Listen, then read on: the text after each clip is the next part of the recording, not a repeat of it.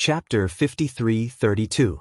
One of the ladies commented, "Although this fourth young master is not as handsome and elegant as the third young master, he is still quite good-looking and has all four limbs." That's right. Miss Bao comes from a small family. What's there to be dissatisfied about marrying into Markining's mansion as a legitimate wife? A man whose heart is not content is like a snake trying to swallow an elephant. This girl is just arrogant. She's seen better, so of course she doesn't want to settle for this one. The third young master has to be interested in her first. I saw the third young master and Princess Wushuang walking together last time. They really look like a perfect couple. A young lady glanced at Bao Cuiping with disdain. So shameless. She's already been betrothed by His Majesty and will be getting married soon. If she's a well-educated young lady, why would she get involved in other people's affairs? That's right. She even did something like that before. She slandered and spread rumors about a fake engagement with the third young master. If we were exposed, we wouldn't even dare to look at the princess. Even if we met her on the road, we would have run away in shame.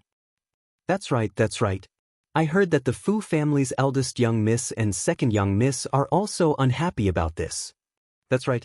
Miss Bao slandered their younger brother. Which elder sister would be happy to hear this? Shut up, all of you. Fourth young master Fu was so angry that his chest tightened when he heard the crowd criticizing Bao Cuiping. What was going on? Why was Cuiping beaten up like this when she was fine in the morning? And these gossipy women were all gossiping about Cuiping. Cuiping was a girl. How could she stand this? She had fainted from anger, but these people still refused to let her go. They were crazy. Princess Wushuang, although you're an imperial princess, you can't bully a young lady from Marquis Ning's mansion. Fourth young master Fu scolded angrily. Isn't it enough that she fainted from anger? You still let these people and so many mouths humiliate and scold her. Do you have any humanity? Hey, fourth young master, we don't like what you're saying. A woman with a rather shrewish personality immediately retorted without giving him any face. How did we humiliate Miss Bao? We're all here, talking among ourselves. She can just ignore us. Why did she have to faint from anger? Miss Yang said softly. No one said anything. That's right. You dare to do it, but you're afraid of others talking about it. Another young lady used a fan to cover her mouth and rolled her eyes in disdain. Fourth young master, we didn't scold her. You have to clarify this matter. Princess Wushuang glanced at fourth young master Fu nonchalantly. Before she could speak, a gloomy voice sounded from the door. Fourth Fu, take your woman and get out of here immediately. In the future, don't be an eyesore in front of my wife. If you treasure her, then take her back with you. You're going to put in a lot of effort.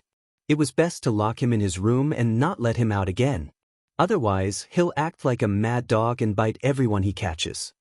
Third young master Fu strode in and started to scold him. He did not give fourth young master Fu any face at all. Also, we'll get married at the general's mansion. At that time, your mother won't have to come over and make arrangements. My two older sisters will come over to help.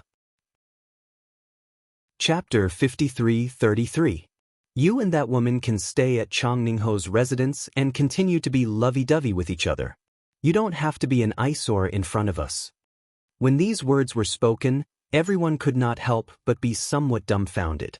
General Nen meant that he would not invite the second madam and the others to the wedding. They wondered if Changningho would faint from anger when he heard this. Fourth young master Fu was so angry that his entire body was trembling. His entire body was shaking nonstop. Was there anything more shameless than this? He had said it in front of so many people and there was no need for the mother and son to be there. Third young master Fu walked to the princess's side and took her hand. He lowered his head and asked, "Did you suffer any grievances?" The princess rolled her eyes speechlessly. "What grievances can I suffer? If anyone dares to shout in front of me, I will hit her back." Good. Third young master Fu immediately smiled and hugged her. "You are indeed my beloved wife. This is what you should do. I didn't marry my wife to let her suffer. In the future, when you meet these people, you don't have to give them any face. Just hit them. In front of so many people, Princess Wushuang was so embarrassed by this man that her face turned red. She did not have the nerve to hit him, but she could not help but glare at him. This man's words were too shameless. Prince Emo followed in and walked to Jojo's side. When the madams and misses saw them, they hurried forward to greet them. After greeting third young Master Fu, they retreated to the side and stole glances at them. Bao Cuiping fainted from anger 3 times. She had already woken up, but then she heard those gossipy madams and misses talking about her, saying that she was shameless. She fainted from anger. When she woke up again, she heard the person she liked coldly tell fourth cousin to take this woman and get out of their sight. This time, she really fainted from anger. She could not accept that the person she liked could be so cold to her. She had loved him for so many years, but in the end, it was all a stupid joke. When she woke up again, she felt as if there was something stuck in her chest and it was difficult to calm down. Bao Cuiping's eyes were misty as she looked at her fourth cousin with teary eyes. She sobbed, "Cousin, help me up." Fourth young Master Fu immediately helped her up, his heart aching. "Cuiping, you've suffered." Miss Bao sobbed as if she had suffered all the coldness and grievances in the world. She sobbed uncontrollably. Third young Master Fu rolled his eyes. "Your aunt is not dead yet. There is no need to cry here. When they die, there will be plenty of opportunities for you to cry." Everyone was once again dumbfounded. After witnessing third young Master Fu's poisonous mouth, they could only exchange an indescribable look. Third young master was so ruthless towards Miss Bao. She really couldn't understand how that young lady could be so foolish as to fall headfirst into the trap and marry no one else but third young master. In their opinion, there must be something wrong with Miss Bao's brain. Everyone looked at each other in dismay. What could they do?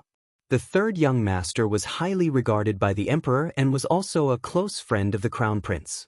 It was said that the third young master had made a great contribution in killing the heavenly Kismet and would soon be promoted. With this promotion, he might even become a first-grade guardian general of the state. Now that the third young master was Lord Taishan and the emperor's sworn brother, one could imagine how limitless his future would be. Chapter 53-34. No one would offend such a promising young man unless they were extremely stupid. Otherwise, they should get along well with him. Third cousin.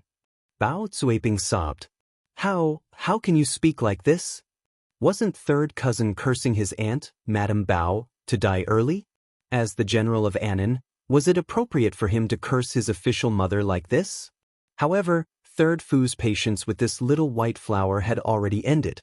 He felt disgusted at the sight of her. She had tried so hard to set him up with her good aunt, so let's not talk about it anymore. Now that the marriage had been settled, she was still trying to cause trouble. Instead of avoiding Wushuang, she was sticking to him. What was she up to? If Wushuang was not powerful, he would have been tricked by this woman. At the thought of this, third young Master Fu's eyes turned cold. He glanced at Bao Cuiping coldly like 2 pools of ice. Bao Cuiping shivered and could not help but feel sad. The man she loved was looking at her with such disdain and disgust. Her heart felt like it was being cut by a knife and she really wanted to die in front of everyone. "Princess, I am not talking to you today because of my own matters. You have really misunderstood me." Bao Cuiping sobbed. "I am here to beg you for fourth cousin's sake." The little crown princess said expressionlessly, "Only beauties can cry like pear blossoms. Your face is swollen like a pig's head and you don't look good when you cry. Don't cry like this to gain sympathy." Everyone, Prince Emo curved his lips in amusement. He held his wife's hand with one hand and nodded in agreement. Then he added, "You don't look good when you cry even if your face is not swollen." Fourth young Master Fu was so angry that his entire body shivered and the hand holding Bao Cuiping also trembled slightly. This was too much. This was too much. Bao Cuiping looked like she was about to collapse. She was held in fourth young Master Fu's arms and cried even louder. "Cousin, don't be afraid. With me protecting you, no one will dare to bully you," fourth young Master Fu said loudly. The moment he finished speaking, he saw everyone looking at him as if he was a fool. But then again it was true. After all, his beloved cousin had been bullied until now, and this fourth young Master Fu had not been able to protect her. This fourth young Master Fu was probably not very smart. He could talk to his third brother, but could he be more important than Princess Wushuang, the crown princess? Fourth cousin. Bao Cuiping cried for a while and stood up slightly, but she was still leaning into fourth young Master Fu's arms. She looked at Princess Wushuang with her red and swollen eyes and said in a choked voice, "Princess Wushuang, please go to the palace and ask Her Highness to take back the order. I can't harm fourth cousin. Fourth cousin deserves a better woman to love him. I can't be so selfish. I'm a girl from an ordinary family. My cultivation is ordinary, and my talents are also ordinary. I can't be selfish. We can't ruin fourth cousin's bright future." Cuiping. Fourth young master's eyes were slightly red. He held his cousin's hand tightly. "I don't care. Cuiping, I don't like girls from noble families or noble families. I only like you." Fourth young Master Fu looked as if he was swearing an oath. He held Miss Bao's hands tightly. He could not control his emotions and his voice was slightly choked.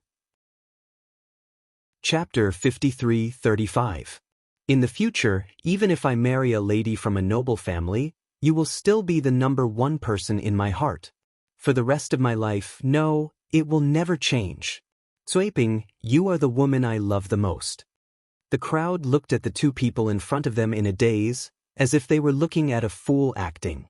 One was willing to be hit and the other was willing to be hit. Also, they were not very smart. Who could say such words in front of so many noble ladies and madams? Was this fourth young Master Fu a fool? Now that he had said this, his words would definitely spread throughout the entire capital by tomorrow morning. Which noble lady would dare to marry an idiot like him?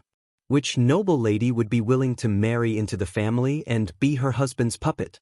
Knowing that her husband had someone else in his heart, she would still throw herself into his arms? Are you stupid or am I stupid?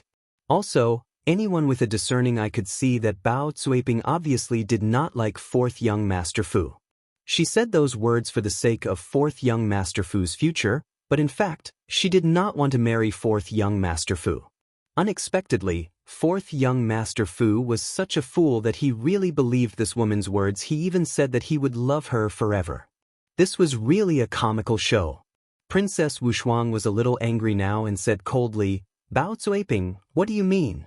Your fourth young Master Fu deserves a better woman's love. My husband is not worth it? Does he have to make do with a lowly slut like you? Do you have to rely on him? How is he not better than fourth young master?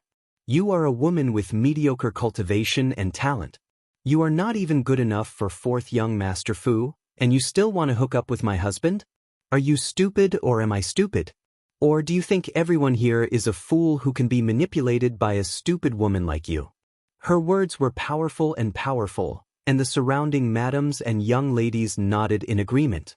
The princess was indeed a princess. Not only was she good at fighting, but she was also sharper than anyone else. And third young Master Fu, who was holding the princess's hand, was so happy that he was about to fly. She admitted it. He had been acknowledged by his wife.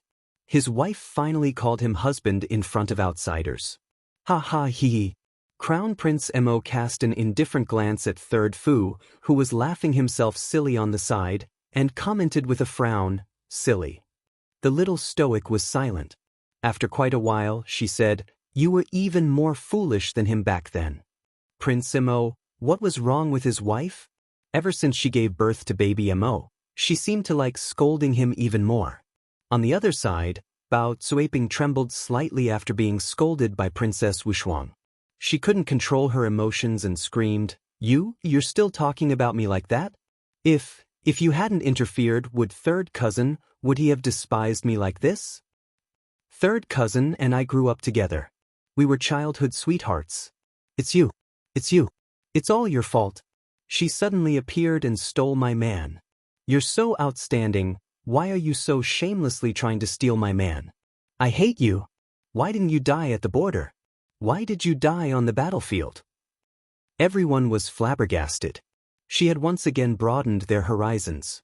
It turned out that a person could be shameless to this extent when they wanted to. Princess Wushuang and the King of Jinyuan had spent so many years at the border protecting the country and contributing so much to the country and its people. In the hearts of the common people, they were godlike figures. Chapter 53-36. Seeing this woman insulting the princess, some of the commoners at the entrance of the jewelry store could not help but scold her angrily. "What did you say?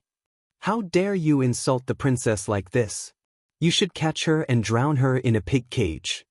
Evil woman." Third Fu was so angry that he waved his sleeve and slapped Bao Cuiping hard.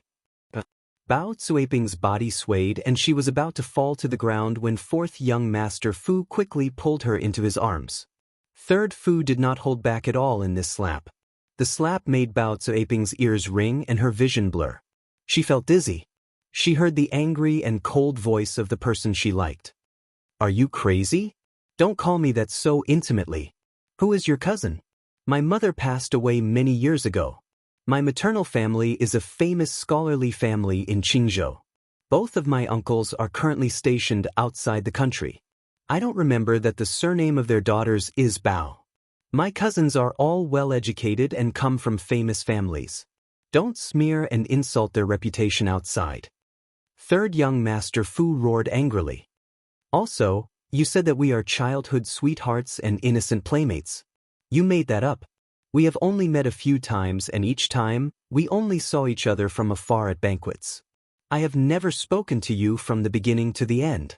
How can we be childhood sweethearts and innocent playmates? Are you crazy? If you like to fantasize so much, why don't you go and draw pictures to satisfy your hunger?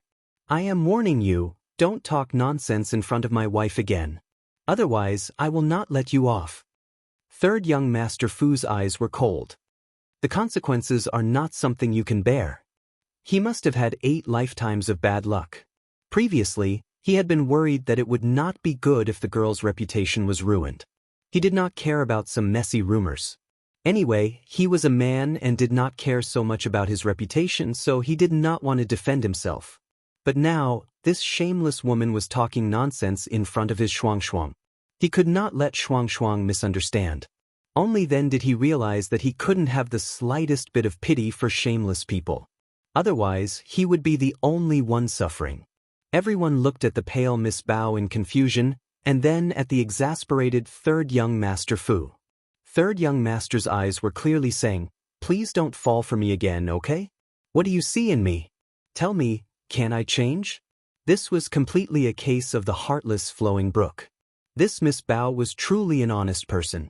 She had set her heart on third young master Fu and was trying all sorts of ways to be with him. However, in the young master's heart, there was not a single bit of her. At this moment, the young crown prince consort spread her hands and said, "Let them get married tomorrow." Since it was true love, the two of them also had each other in their hearts. Imperial Mother could be considered to have facilitated a good thing. A long delay would lead to many dreams. She wanted them to get married quickly. I don't want this fourth young master of the Fu family to think about his cousin and go out to fool around with other innocent girls. It's really not good. The daughters of the prestigious families in the capital cannot suffer this. They can't marry into Marquis Ning's mansion for nothing and be a decoration. They can't just watch their husband and cousin being lovey-dovey every day. The little crown princess spoke in a serious manner, but Prince Mo's lips could not help but twitch.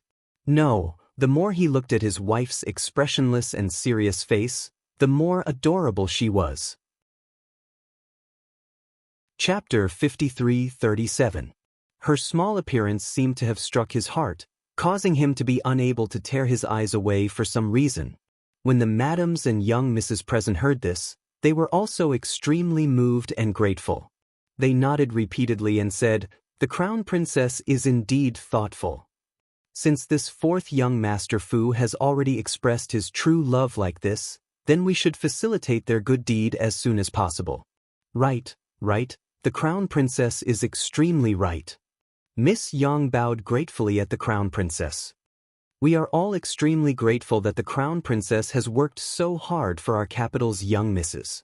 Bao Cuiping was flabbergasted and swayed unsteadily.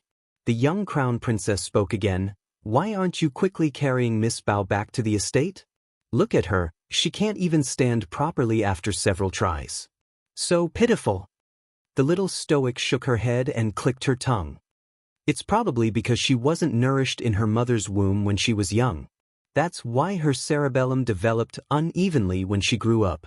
She even staggered a bit when she walked. Quickly carry her back. She really has to take good care of her body, or else it really will be especially difficult for her to give birth in the future. Even if she can barely give birth, it might also be Psy. She'll end up with a lifetime of illnesses. Women really have to treat themselves especially well. Miss Bao, you have to pay attention and take care of your body. Everyone, you're truly vicious. Saying such things, these words would definitely spread to every nook and cranny of the capital tomorrow. Everyone would know that this Miss Bao was malnourished since she was young and that her body was frail when she grew up, so it would be especially difficult for her to give birth. It seemed like the Crown Princess had already reminded Miss Bao to take good care of her body more than once. What kind of person was the Crown Princess? She was a great pill master that everyone in the capital didn't know about.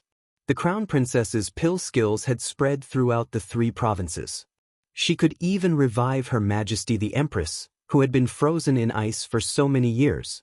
As one could well imagine, the Crown Princess's iron-mouthed words were definitely true. The madams present all sighed when they heard this and thought that it was fortunate that they had excluded the Bao family from the start when they were choosing daughters-in-law. Especially since Bao Caoping, after third young Master Fu's reputation all these years, it didn't sound too good. Not many madams from wealthy families would take a fancy to her. Fortunately, he didn't take a fancy to her. Otherwise, wouldn't he be in big trouble if he married such a congenitally stunted woman? Bao Caoping was lifted up by 2 strong maidservants who came out from behind the Crown Princess. His face turned pale on the spot, and he fainted while foaming at the mouth. When everyone saw that he had really fainted, they were even more convinced of the little Crown Princess's irrefutable words. A madam shook her head and sighed inwardly. With a body like this, how can he help manage the household affairs of Marquis Ning Manor in the future? That's right. I'm really worried about the second madam of Marquis Ning's estate. She picked a daughter-in-law and finally chose her own niece. I'm still not feeling well. The crowd followed the commotion outside and watched as Bao Caoping was carried back to Changningho estate by 2 servant girls. Although 4th young Master Fu was unwilling, he was also sent back. At night, the Empress's imperial edict came down. She ordered that 4th young Master Fu of Marquis Ning Manor and Miss Caoping of the Bao family to get married the next day without further delay. As if struck by lightning, Madame Bao fainted on the spot when she received the imperial edict. Miss Bao cried the entire night. The next day, without any preparation, she braced herself and was escorted into the bridal sedan chair. She cried and wailed as she walked around the city, attracting a lot of attention. Chapter 53-38. In the end, Miss Bao was sent to Marquis Changningho's Fu, crying all the way. The commoners along the way all thought that something had happened. They even wondered if some poor family's young lady had been sent to ward off bad luck, and if her husband had died as soon as she entered the door. In the midst of this gossip, 4th young Master Fu and Miss Bao were sent to be a couple while it was still hot. All the madams in the capital applauded and cheered. Everyone said, 4th young Master Fu swore in public that he would love and protect Miss Bao for the rest of his life. The Empress was so touched that she immediately appointed a marriage between the 2 of them. They came the next day and got married. This matter inexplicably became a popular story, and everyone was talking about the drama between 4th young Master Fu and Miss Bao during their leisure time. There were also some busybodies who made this story into a play and put it on the stage, but this was all in the future. At this moment, the little Crown Princess was holding a bowl of holy rice porridge in her hands and looking at the eloquent and gesticulating Kai Chi in astonishment. She was stunned for a long time before she asked, "Is it true?" "Crown Princess, you didn't see it. What this servant said is all true." Kai Chi said with exultation, "Early this morning, when Miss Bao went to offer tea to her aunt, she accidentally knocked over the teacup. This made Marquis Changningho's wife very angry. Her aunt passed down a message on the spot, demoting Miss Bao to second madam, saying that she will be demoted to fourth young master's co-wife. The little crown princess couldn't help but be speechless. This Marquis Changningho's fu was full of weirdos, big and small. How could they do this? They got married yesterday and demoted her to a co-wife today? Marquis Changningho's wife also said that if Miss Bao can't give birth to a son for the fu within a year, she will demote Miss Bao to a concubine. It seems that Marquis Changningho's wife heard the rumors and thought that her niece's body was weak and couldn't bear a child. I reckon that it won't be long before fourth young master Fu takes a wife.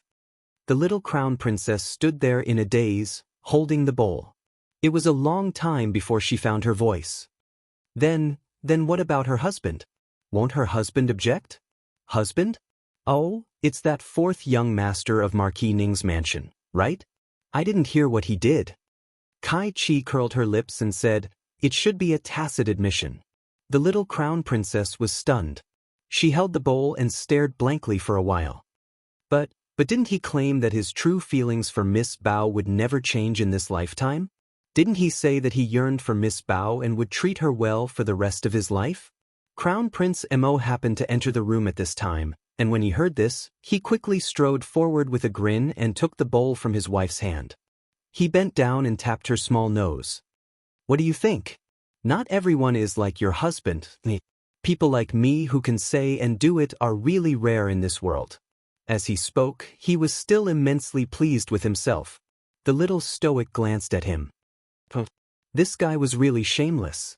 Not only did he praise himself, but he also knew how to show off. "Your Highness."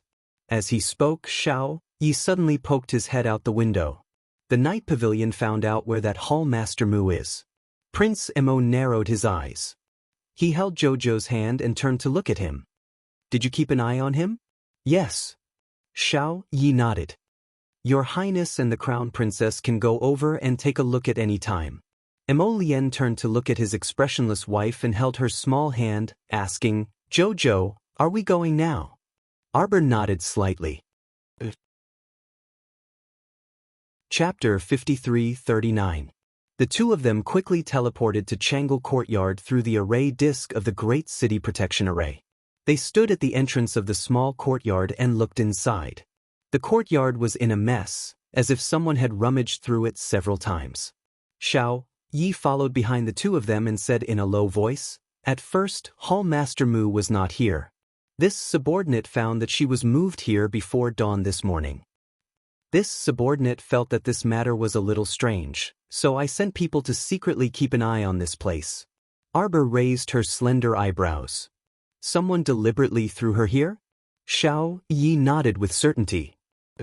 Crown Princess, at first, this subordinate thought that this heavenly fate might be up to something again. However, after staring at it for nearly 4 hours, the courtyard remained calm and tranquil, without a single ripple. It seems that this subordinate is overthinking. Arbor nodded.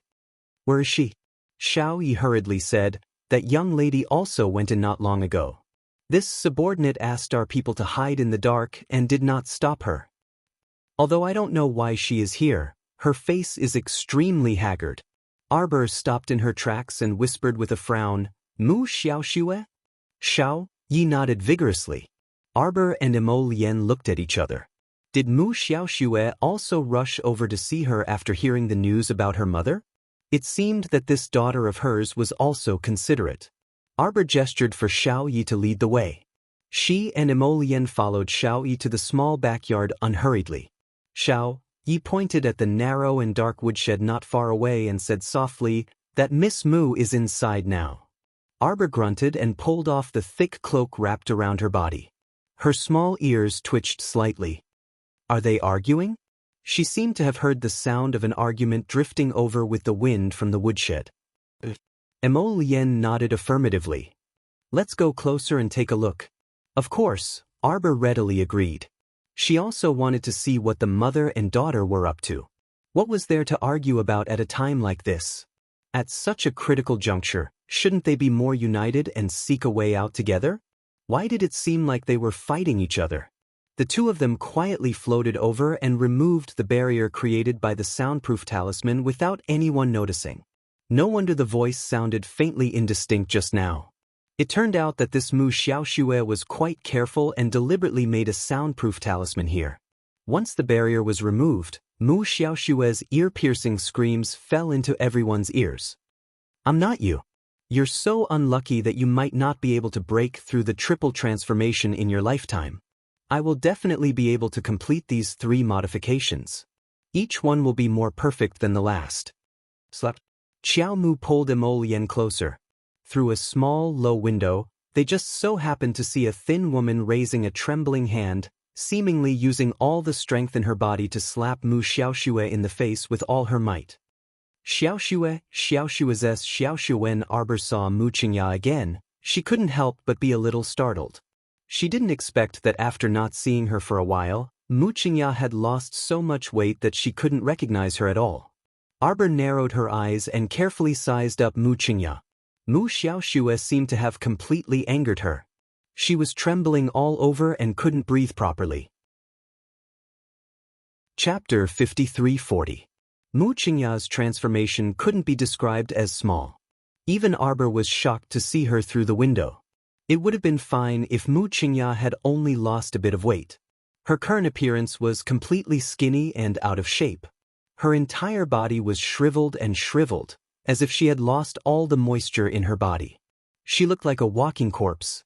Her hair was yellow and withered, hanging from her scalp in clumps. Her hands and feet were so shriveled that only bones were left, as if they would break at any moment. This woman was nowhere near the gentle, refined, and radiant appearance she remembered. Her eyes were lifeless and sunken, and her entire face had shrunk to the size of half a palm. She opened her mouth and wanted to speak, but was completely interrupted by Mu Xiaoxue's scolding. Mu Xiaoxue was like a mad woman, her hands moving up and down as she yelled, "Do you think I'm like you? I won't be like you. I just want to succeed in all 3 transformations. I can become the most perfect person in the world. And the patriarch has promised me. As long as I work hard for him in the future, he won't treat me badly. Even if I can't, I still have the universe reversal talisman to help me. I'll be fine, I still have a chance." Mu Qingya's sunken eyes were like full moons as she stared at her foolish daughter in front of her. Hot tears could not be stopped from falling inch by inch from those dried-up eyes. Mu Qingya reached out and hammered the ground with all her might. The sound coming from her throat was rough and full of sorrow, as if a carriage had run over her a dozen times. It's me, I've protected you too well. So you're actually so naive." Looking at her foolish daughter, Mu Qingya couldn't help but burst into tears. She had been in Tianyun for so many years, so she knew better than anyone the nature of the higher-ups. When they saw that you were useful to them, they would use some small benefits to tempt you. Once you lost any bit of value, you would die more miserably than anyone else. She knew this just by looking at her. She used her identity as the Hall Master of the Soaring Heavens Hall to blend in with the Talisman aristocratic family. She often helped them secretly gather supplies and deliver news in the capital. The organization treated her so well and put her in such important positions. However, once her identity was exposed and she was defeated or even forced to flee, her future opportunities would plummet. Tianyun does not need useless people to occupy resources.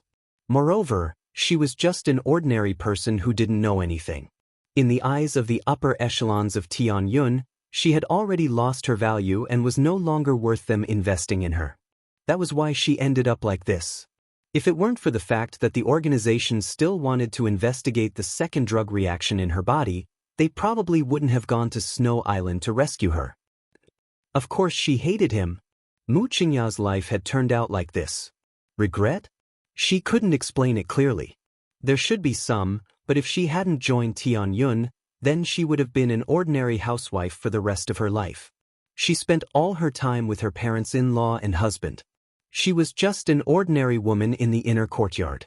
Naturally, she was even more unwilling to accept such a life. "Mother, what are you saying? Not only are you not happy for me, you're even cursing me now," Mu Xiaoxue yelled. "Do you think your daughter will be as unlucky as you?" Chapter 5341. Impossible, I'm telling you. That's impossible. Daughter will never be like you, mother. Daughter wasn't ruthless enough and didn't act ruthlessly enough. That's why you were trampled underfoot by that damn bitch. Daughter won't. Daughter has a way to deal with her right now. Family head said that as long as daughter successfully completes 2 body modifications, he will give me the universe reversal talisman. At that time, daughter's talent will skyrocket. Ha ha. Mu Xiaoxue laughed maniacally. Mother, daughter will accomplish what you can't accomplish in your lifetime. Oh Xiaoxue. Mu Qingya cried until her entire body trembled. Her sunken eyes stared at her daughter in disbelief. You can't beat her, Mu Qingya said shakily. Even she had been defeated by that little stoic, and she had been defeated so miserably. She understood her daughter very well. She definitely couldn't win against that little girl who was as cunning as a fox, bold and ruthless. Shut up! Mu Xiaoxue roared at Mu Qingya sternly. She pounded her chest with one hand and screamed at the top of her lungs, "You're looking down on me. You're looking down on a normal person like me for being able to turn the tables, right? Let me tell you, mother, I'm Mu Xiaoxue. I'm different from you." She waved her hand vigorously and roared neurotically. Family head has already promised me. Mu Xiaoxue tilted her head, and her eyes also moved dully. She opened her mouth wide and gasped for breath. An abnormal silly smile appeared on her face. Mother, I will succeed. She patted her chest hard, pounding it again and again, but her body didn't feel any pain. It was as if he wasn't hammering his own body, but an ordinary piece of wood. Let me tell you, I'm not as stupid as you. Look at yourself. You're already so old, but in the end what do you have, huh? Instead of being Madame Mu, you've become like this, neither human nor ghost. The Mu family expelled you, and the organization doesn't like you. You're nothing. Xiaoxue. Mu Qingya opened her mouth and allowed her tears, snot, and saliva to flow all over her face. All she could see was Mu Xiaoxue's arrogant and insufferably arrogant face. You will regret it, daughter. You will regret it. I won't. Mu Xiaoxue yelled angrily. My legs were broken back then. Or were you? If I didn't accept the transformation to save myself, would I still be standing in front of you now? I will be like a beggar, like a tramp. I will be as dirty and smelly as you. I won't even have the right to stand up. Me, Mu Xiaoxue, will definitely become the most talented person in the world. Everything that woman has now will be mine in the future. Her divine realm cultivation, her holy wood, holy water, and her spirit domain. Ha! It's all mine, mother. Ha! It's all mine, mother. Do you know? I'm so happy now. Mu Xiaoxue burst into a series of crazy laughter. His entire body was like a strange branch that was shaking in the wind, as crazy as a lunatic. Xiao Yi was so angry that he pressed the sword at his waist, but was stopped by a look from Sir Jojo. Arbor raised his hand and gently patted Emolien's cold hand. Chapter 53-42. Sir Jojo comforted his infuriated husband and secretly transmitted his voice to the two of them, "Don't bother with this idiot. Let her continue to wander in her own spiritual world. Just continue to watch the show." The universe reversal charm? Arbor couldn't help but laugh coldly. That would depend on whether she had the fate and luck to open the talisman. Mu Qingya stared dumbfoundedly at her daughter who was acting like a lunatic. She sighed repeatedly and sobbed, Xiaoxue, wake up. You can't beat her. Can you stop? Mother doesn't want you to be rich or have a meteoric rise. Mother just wants you to live well. Xiaoxue, listen to mother's advice.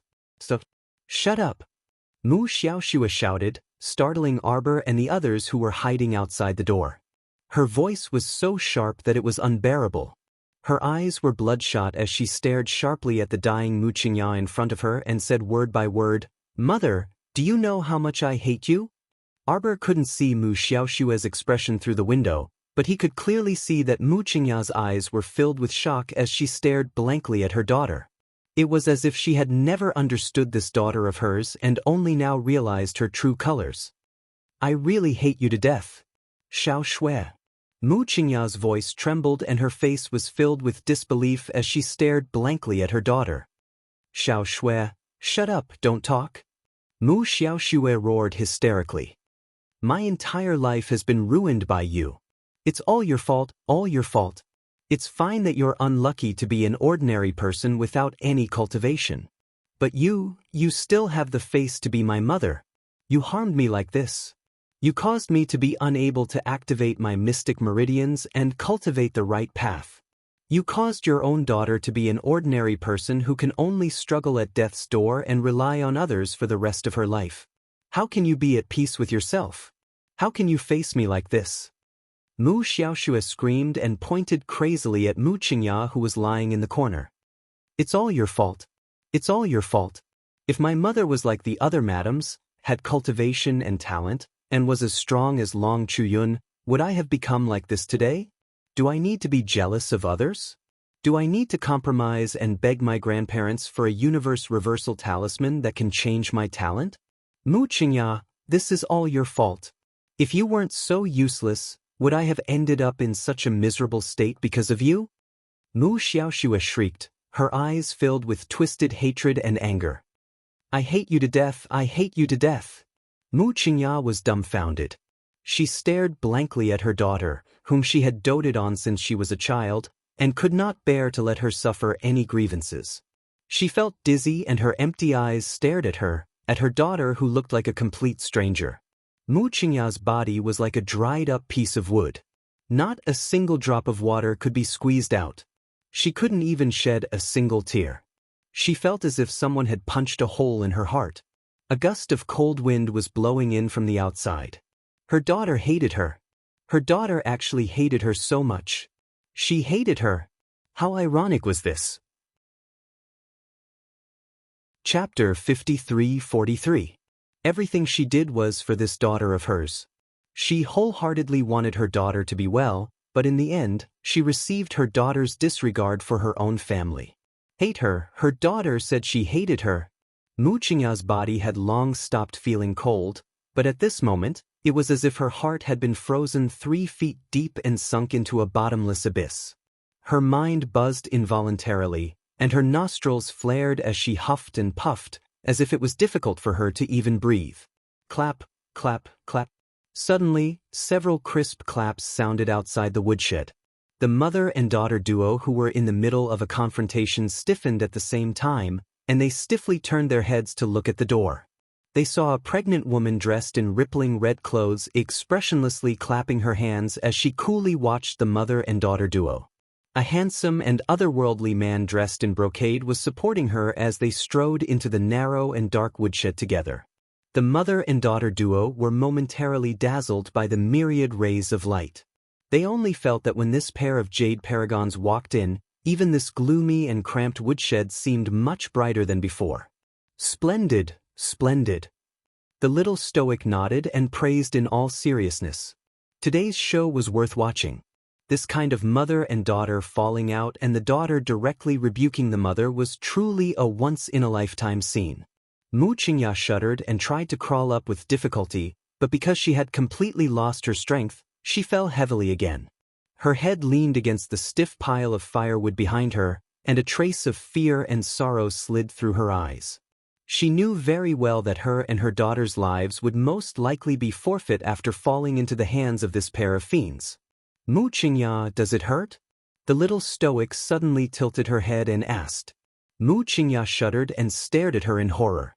She raised her trembling finger and pointed at Arbor as she stammered, "You?" Arbor suddenly smiled at her, and his gaze seemed to imperceptibly sweep past Mu Xiaoxue. Mu Xiaoxue's back was facing him earlier, so he didn't see her expression. Now that he saw it, Arbor couldn't help but be secretly speechless. It turned out that when a person's mind was twisted, it would affect her charming face that was like a little white flower. Mu Xiaoxue's face seemed a lot rougher than before. Of course, this was closely related to her life of fear and trepidation during this period of time. But at this moment, Mu Xiaoxue's face was so contorted that it was almost deformed. Her pair of eyes were twisted into triangles. How interesting. Arbor ignored Mu Qingya and glanced coldly at Mu Xiaoxue. What are you doing? Mu Xiaoxue's eyes widened in horror as she took a few steps back. When he turned around, he saw more than 10 black-clothed shadow guards swarming to the door, blocking the door of the woodshed. She simply could not escape. Her palms were covered in cold sweat, and her hands and feet were trembling as she stood there. "Weren't you talking nonsense just now?" Xiao Yi sneered and scolded angrily. "Miss Mu, you're quite capable. Could it be that the heaven and earth reversal charm you spoke of really has such a great effect? With a single talisman, you can transfer the talent, and luck of others to yourself?" "No, it's not. Mu Qingya's entire body trembled as she shouted harshly, It's not. Crown Princess, Your Highness the Crown Prince. This is all the nonsense of a child."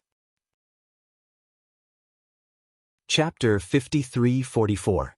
"It's not true, Crown Princess, Your Highness, it's not true. There's no such talisman in the world that this child is talking nonsense about." "I do." Xiao Mu smiled faintly, her voice gentle. What? Mu Qingya's heart tightened and she couldn't help but tremble a few times. "There's such a talisman in the world."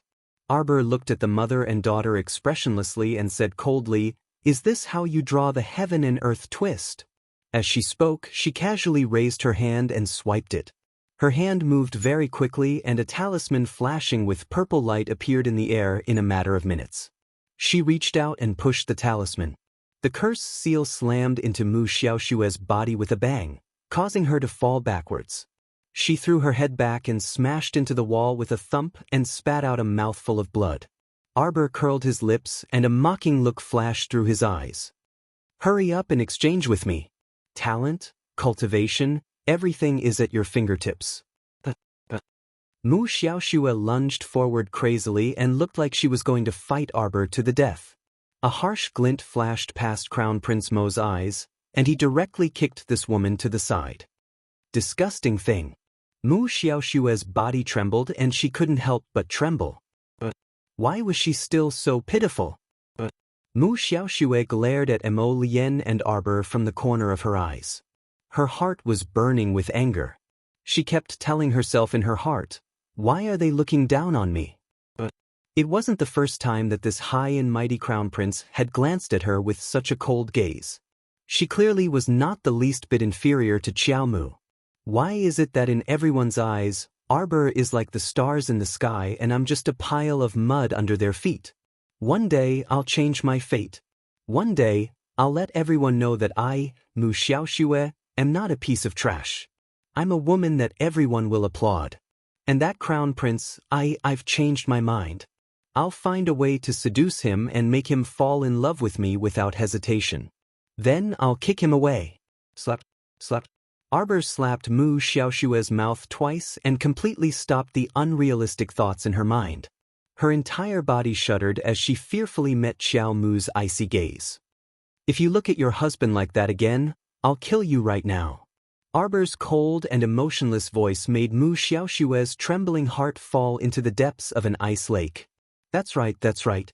Right now, even her survival might be a big problem. Your Highness, Crown Princess.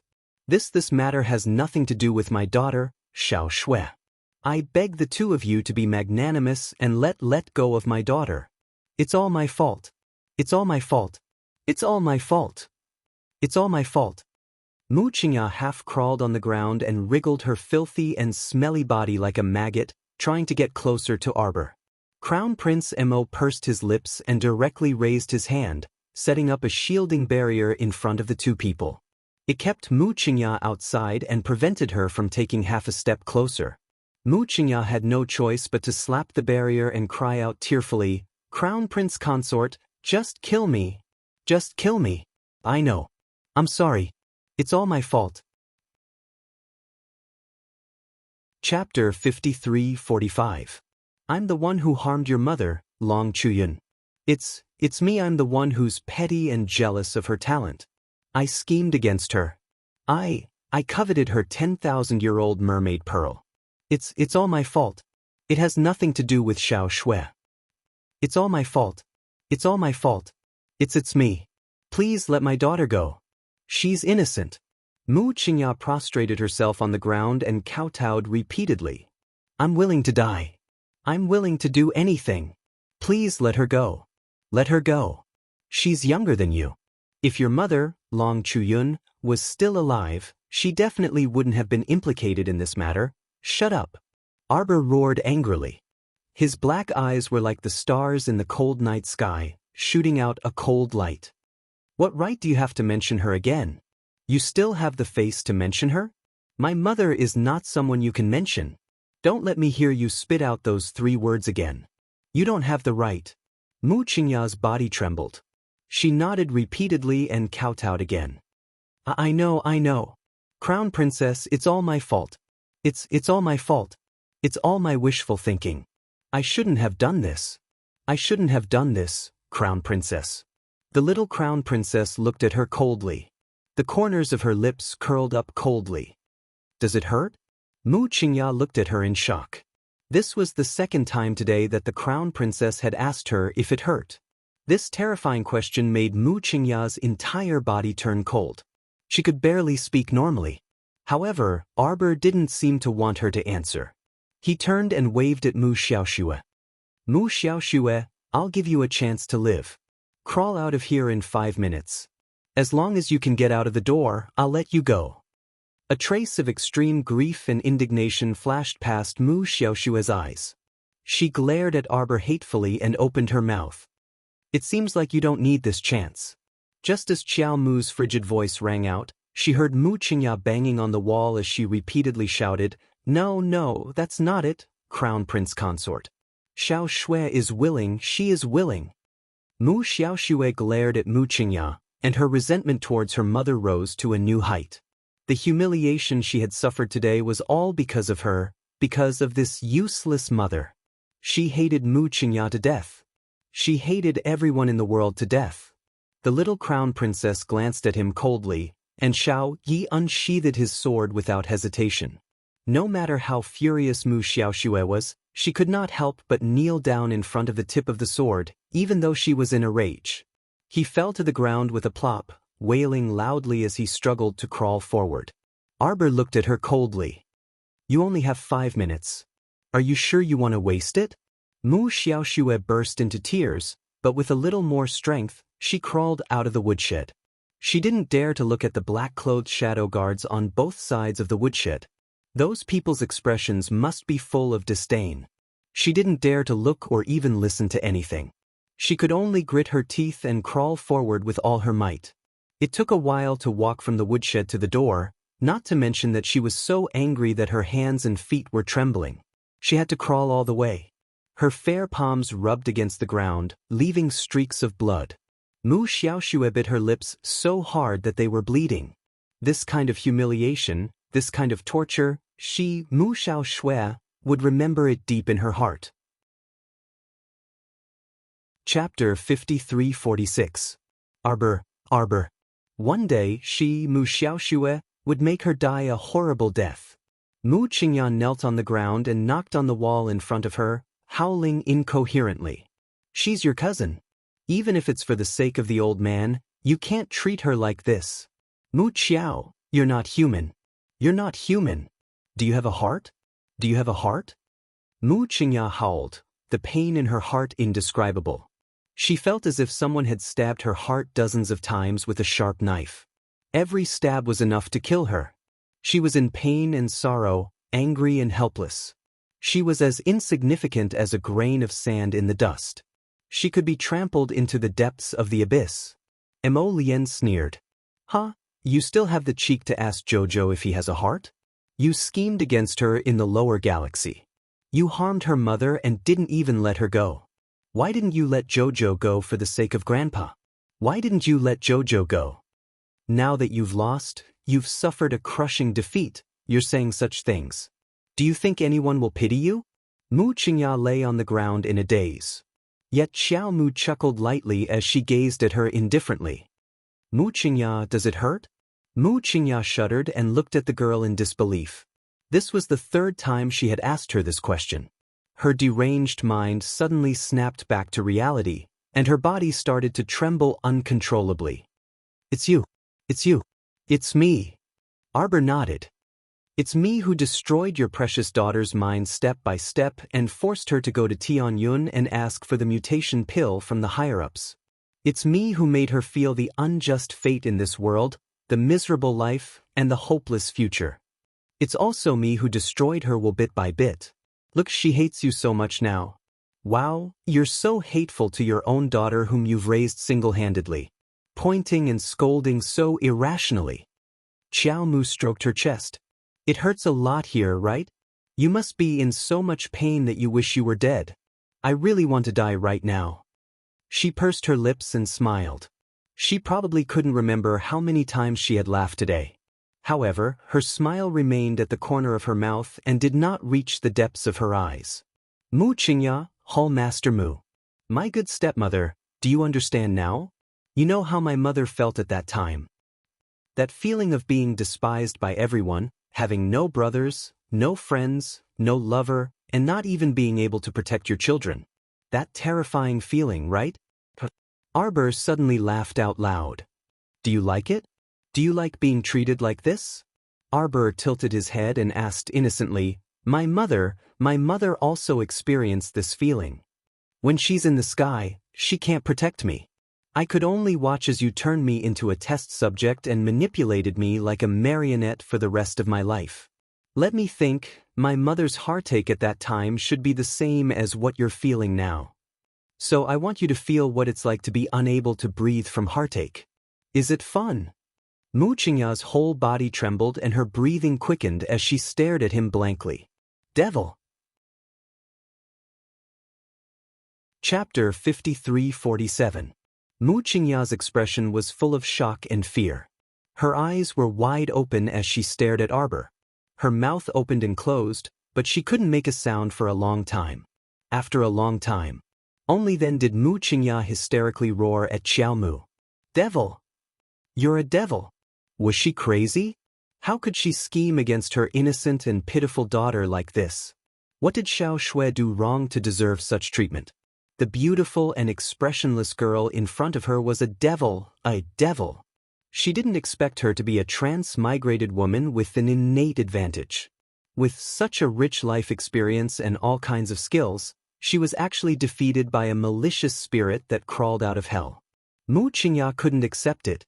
She couldn't accept it. She couldn't accept it.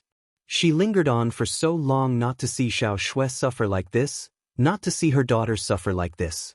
She had been fighting with the heavens, fighting with her own fate. In the end, what did she gain? You schemed against her? Mu Qingya pounded her chest in grief, revealing a heartbroken expression. She's only 16, and she's your cousin. She's deeply related to you by blood. Do you have a conscience for scheming against your own cousin like this? Don't you feel a trace of shame or regret? It's all your fault, Arbor said expressionlessly. Looking at Mu Qingya, who was pounding the ground in front of the barrier, a faint trace of coldness appeared at the corner of his mouth. If I didn't do this, how could I see your heartbroken expression right now? Arbor looked at her indifferently. She had seen enough of the drama, and she didn't want to see Mu Qingya ever again. Can't you just come at me? Why did you scheme against a little girl like her? She's innocent. Mu Qingya pounded the barrier in front of her, trembling as she yelled. She was now in a state of madness. Her whole body was trembling, and her teeth were chattering. Innocent? Xiao Mu couldn't help but look at her in amusement. None of Tianyun's minions are innocent. That was because you forced her to join Tianyun. She has no other path to take, so she can only join them. Mu Qingya pointed at Xiao Mu with a trembling finger. She screamed at the top of her lungs, What do you want in order for you to let her go? What will it take for you to let her live? Arbor stared at her coldly. Do you think Mu Xiaoshui can still survive? His words were like a bucket of ice water, drenching Mu Qingya from head to toe, and a chill spread from the bottom of her heart. Fear and panic were not enough to describe her current feelings. Mu Qingya pounced on the barrier like a madwoman, banging her head against the transparent barrier as she shouted, Mu Qiao, let her go. I beg you, let her go. Whatever you have, come at me. Come at me. Arbor smiled coldly at her, and there was a trace of coldness in his voice.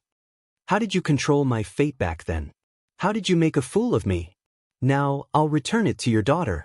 It's very fair, isn't it? Let her, let you, and let both of you have a taste of that pain and despair. Let's go through a life of being controlled again. Chapter 53:48. You can open your eyes wide and see how your precious daughter will end up miserably in the end. When your daughter has experienced all this misfortune, Qingya will be dead. Mu Qingya. The debt between us from 2 lifetimes will be considered settled.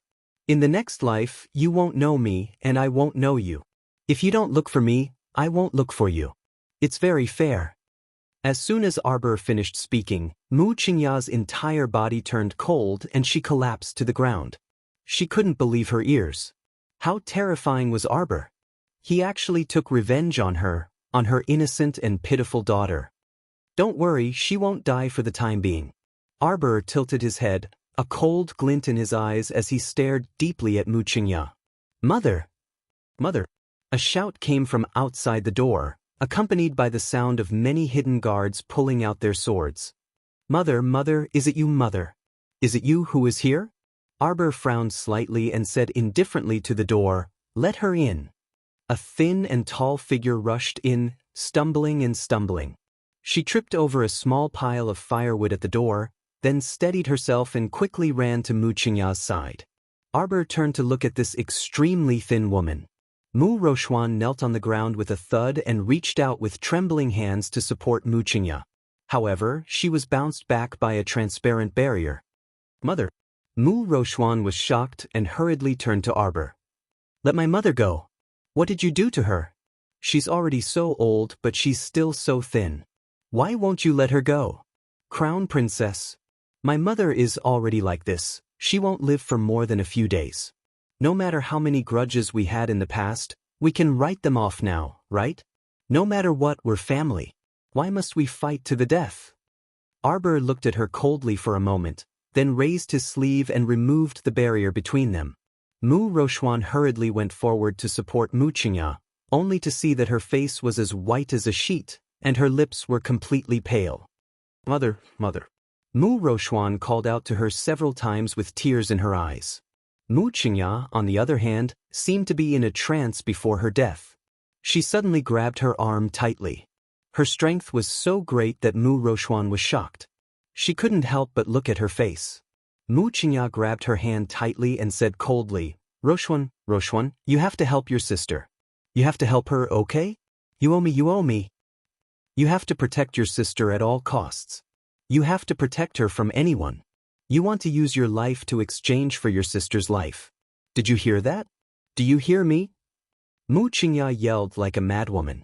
With tears in her eyes, Mu Rochuan lowered her head and nodded while choking with sobs.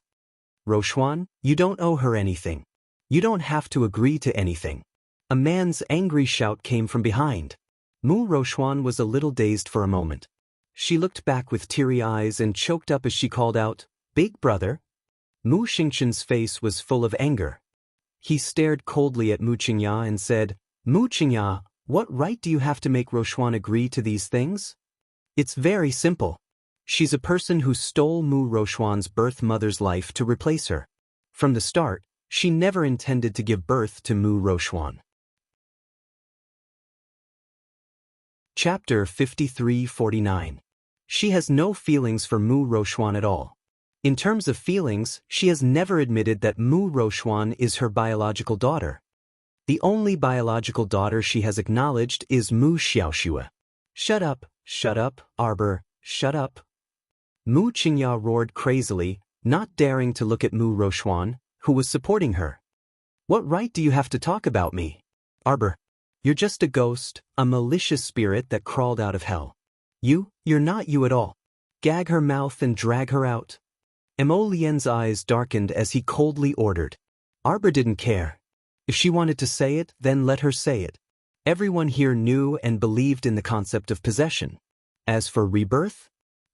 No one seemed to have thought of that, so it didn't matter if she spread it everywhere. Even if someone believed it, so what? The Arbor of today was no longer the Arbor of the past. Even if she was the reincarnation of a malicious spirit, No one would be able to hurt her in the slightest. But Emo Lien still didn't want to hear this woman's nonsense.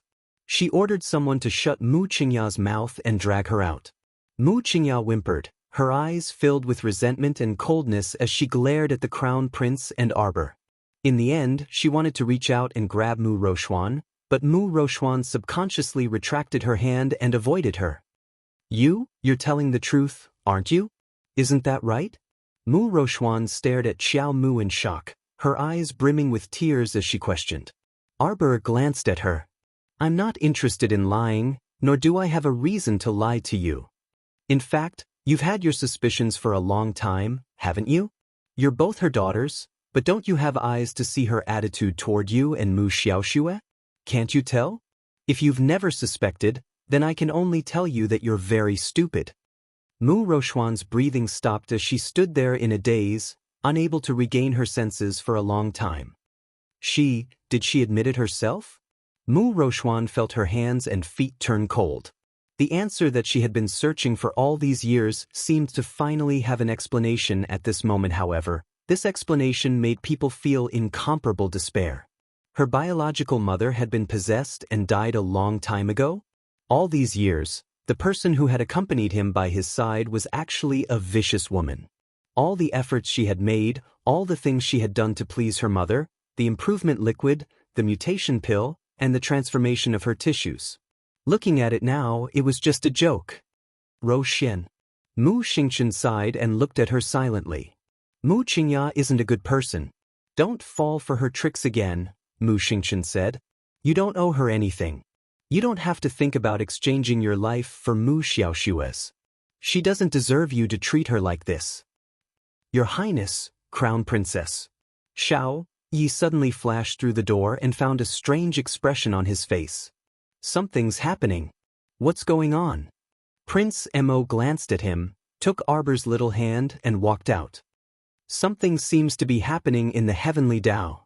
Xiao Yi pointed in the direction of the sky and said with a puzzled expression, I don't know why, but as soon as our people pulled Mu Qingya out, large dark clouds surged in the sky. It seems that there's going to be a lightning tribulation. Emo Lien and his wife looked at each other in dismay. Chapter 5350. Why would it send down a lightning tribulation for no reason? Emo Lien looked down and saw his wife's expression as if she was facing a great enemy. He suddenly had the urge to laugh. Why was his wife on guard against heavenly law every time? In reality, heavenly law had never once come to find trouble with her. She was the one who experienced a tribulation every time, implicating others with 8 lifetimes of bad luck. This kind of thing happened too many times, causing his wife to be paranoid every time. She always felt that heavenly law was slowly plotting to kill her in one strike. Arbor was expressionlessly led out of the woodshed by his husband, and he looked up at the sky with a gloomy face. The little stoic stood with her hands behind her back and gloomily stared at the cloud-filled sky for a long time. Hubby, hurry and open your fire and thunder umbrella. This guy urged with a stoic face and forcefully tugged at Emo Lien's sleeve. Sir Jojo had a strong premonition. The lightning tribulation this time didn't seem to be that simple. Could it be that heavenly law felt increasingly indignant after letting Jojo off the last few times, so it ran over to pick a fight and wait for an opportunity to take revenge? The little stoic's eyes were cold, and she looked up at the sky with a solemn expression. Everyone, pay attention. An unknown hidden guard roared with joy, and the courtyard inexplicably felt like it was in chaos. They saw a dazzling red heavenly flame shoot down from the sky. In a split second, everyone felt like their eyes were about to be blinded by that dazzling red color. Then they heard a loud boom. Emo Lien held a fire and thunder umbrella and silently glanced in the direction where the flame fell. It was very far from where they were standing. It was very obvious that this heavenly flame wasn't directed at the paranoid Sir Jojo. It was clearly directed at Mu Qingya. At this time, Mu Qingya was completely enveloped by a ball of raging flames. She was wrapped in a ball of burning heavenly flame from head to toe, and she suddenly let out maniacal laughter. When Mu Rochuan rushed out, she just happened to see Mu Qingya raise her hands like a lunatic and look up at the sky. She laughed maniacally and roared angrily, "Come! Come! I've had enough of this useless body. Heavenly Tao, use the flames to cleanse and burn my body. This way my soul can return to the past. Ha! I can go back, ha! I can finally go back. My time is waiting for me. My future is waiting for me. Heavenly Tao, you can't fool me. I will go back. In the end, I will still return to my own era. Ha!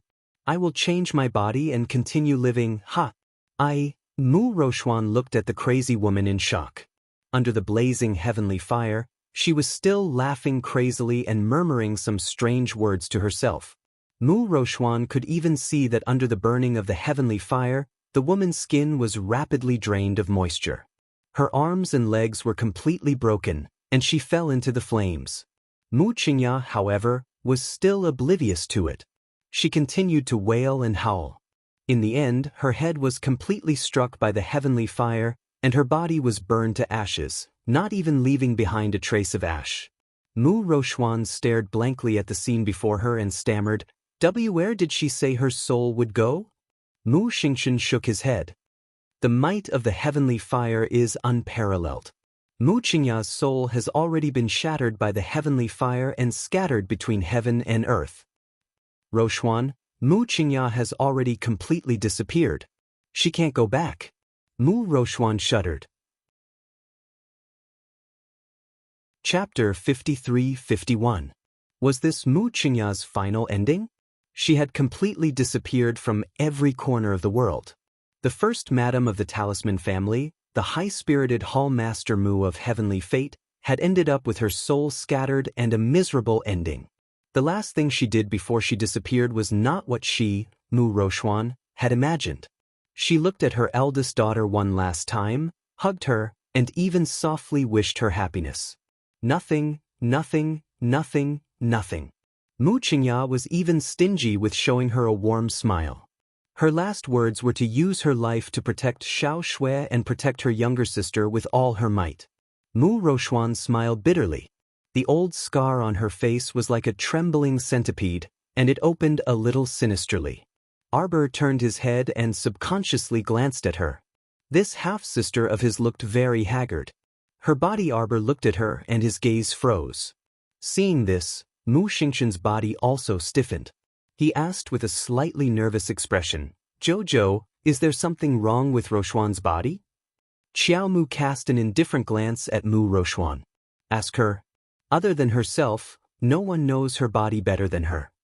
Then he paused for a moment and asked indifferently, "Mu Rochuan, you've already started the second stage of improvement, right? Have you felt anything wrong with your body recently?" Mu Rochuan's body trembled and she looked at Arbor with a complicated expression. Mu Xingshan looked over in shock and shouted angrily, "Rochuan, you actually took Heavenly Fate's improved medicine?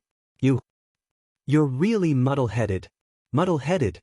Mu Xingshan's exasperated expression fell into Mu Rochuan's eyes and deeply stimulated her heart. Mu Rochuan suddenly screamed at the top of her lungs, "Do you think I wanted this? Big brother, we grew up together. Where were you when father crippled my cultivation and pushed me out to self-destruct?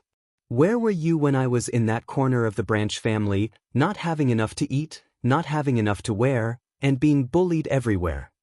No one will help my big brother. No one in this world will stand by my side and help me." Mu Rochuan suddenly covered her face and cried. Her cries were miserable and filled with despair. "She's the only one in your eyes." Mu Rochuan pointed at Arbor and screamed, "There's only her, not me. Big brother, do you know? It turns out that my life is a tragedy. I, Mu Rochuan, don't know the immensity of heaven and earth. Before she appeared, I always felt that my talisman drawing talent was #1 in the world. Who would have thought that I would be a complete joke in everyone's eyes? I fought with her, I fought with my family. I was the only one who fought for my unfair fate. What about you guys? None of them stood by my side. Even my big brother, who has been with me for so many years, could lose me just like that. To be able to completely disregard my life or death." Mu Xingshan stood there in a daze, unable to say anything. Rochuan's complaints should have accumulated in her heart for a long time. Now that they suddenly erupted, it was like a volcano erupting. The various negative emotions that had accumulated in the bottom of her heart endlessly spread. Big brother, what does she have and what do I have? Even my mother is fake. Mu Rochuan choked with sobs. Chapter 53-52. Even my mother is a fake. You're right, Barber. Mu Rochuan lowered her head and took a step back. I'm stupid. I didn't even suspect Mother's true identity when she gave me the improved medicine. It wasn't until I saw Xiao Shui that I deeply felt that Mother's attitude toward me was completely different from her attitude toward Xiao Shui. Because I've always held onto a sliver of hope. Now that I look like a cripple, perhaps if I listen to my mother, I will be able to win her favor. I've never refuted her. Arbor, do you know? Before you appeared, at least she was still. Mu Rochuan choked with sobs and almost couldn't continue. She still treated me as her daughter. Although she's always been cold and indifferent to me without much tenderness, at least she wouldn't break my heart like this. She wouldn't make me despair. You won, Arbor. I'm a complete loser. I'm inferior to you. Mu Rochuan laughed and turned to leave in a daze. However, an extremely icy voice entered her ears. You were never my match. Mu Xingxin's heart couldn't help but tremble. He almost couldn't bear to look at Rochuan's expression. He could imagine how despaired and defeated she must be right now. When the little stoic was soft and adorable, it could melt your heart. However, when she was cold-blooded and heartless, it would give birth to an indescribable fear. Mu Rochuan's departing figure staggered slightly before she suddenly left in large strides while laughing maniacally. Yes, how ironic. The imaginary enemy she wholeheartedly thought of didn't care about her at all. Was there anything more humiliating than this? Mu Rochuan practically covered her face and fled in defeat. She didn't dare to look back, let alone glance at the people behind her. Arbor, this cold-hearted and emotionless woman, knew how to destroy a person's willpower with one sentence. Mu Xingxin stood there in a daze and watched Mu Rochuan's fleeing figure. He let out a long sigh. Jojo, what do you think will happen to Rochuan in the end? Her body already shows signs of crumbling and turning into a corpse. This means that she hasn't changed for the better, Arbor said indifferently. Her expression was extremely ice-cold. It was as if there was simply no relationship between her and Mu Rochuan. In the end, there are only two outcomes.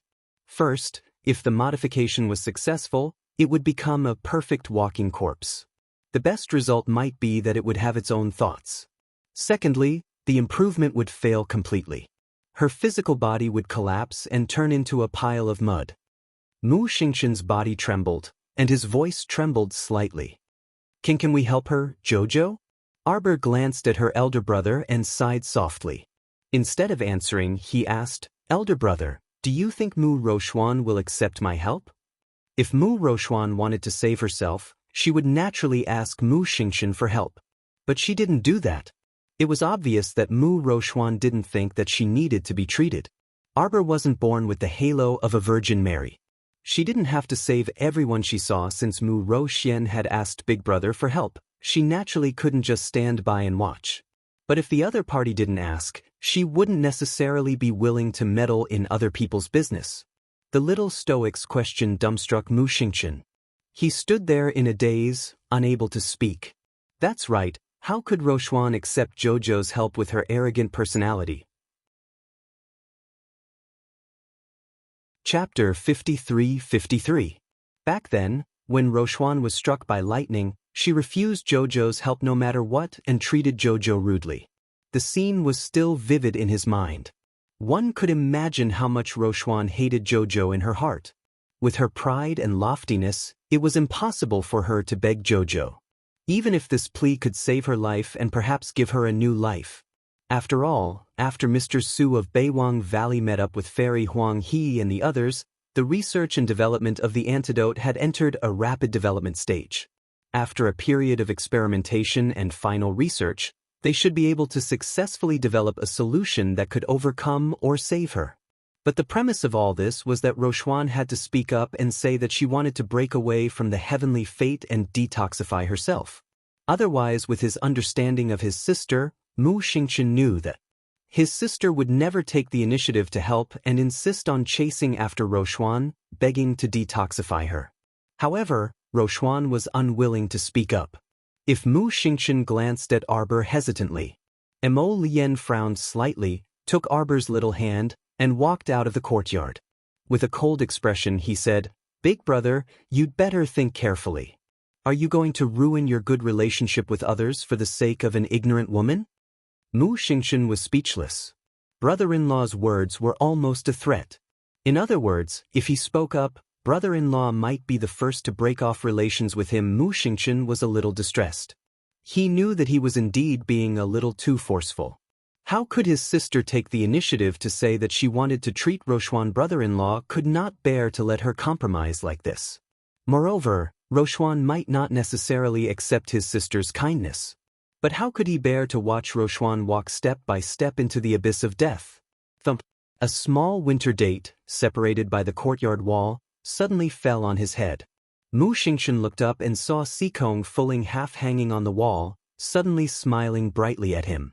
Mu Xingchen leaped and landed on the wall, asking with a puzzled expression, "Why are you here?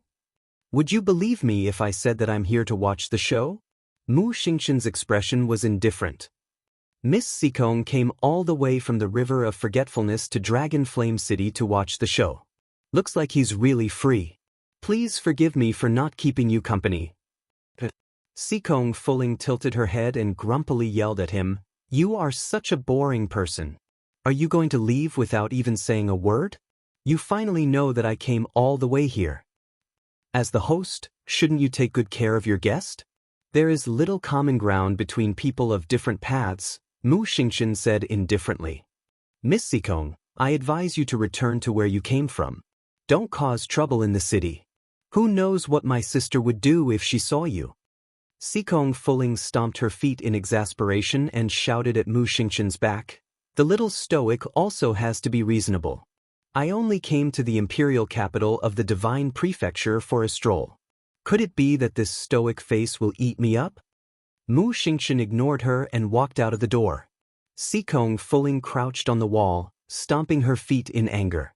The Mu family siblings were both quite abominable. Both of them could make someone stomp their feet in anger with less than 3 sentences. Sikong Fuling stared at his back and muttered, "He's really heartless enough."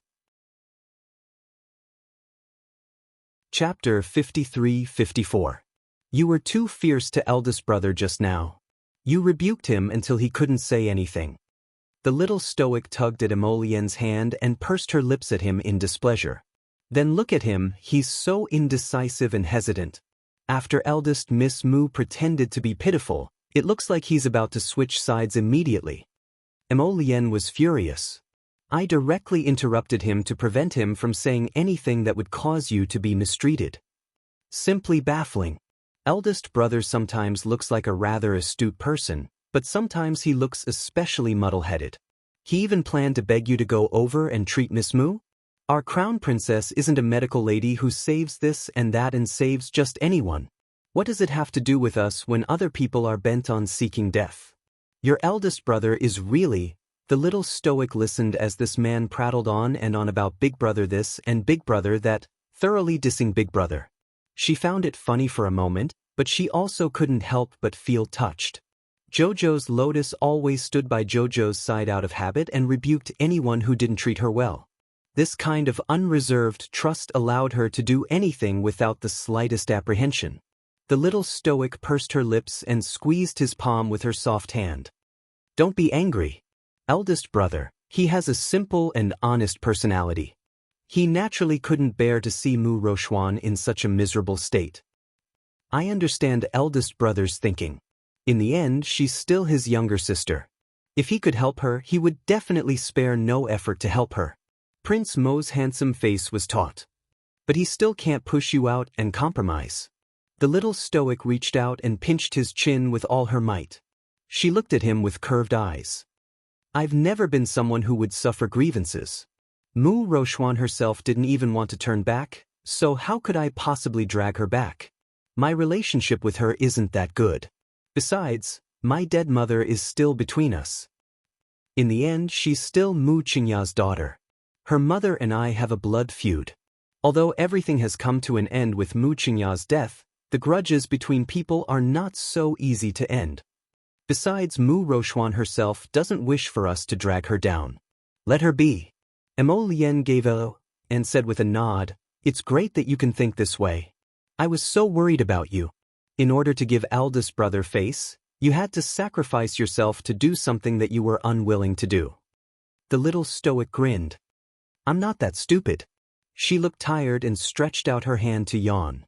"I'm still pregnant. I don't have that much energy." Mo Lien's eyes lit up. He quickly stretched out his arms and pulled his wife into his arms. "Wife, I'll carry you back. You can rest along the way. If you want to sleep, you can lean on me and sleep for a while." The little stoic glared at him. "If you openly carry me through the city gates, gossip will spread again tomorrow." Mo Lien lowered his head and pecked her. "If anyone dares to be long-winded, I'll have Yuba lead people to cut off those tongues."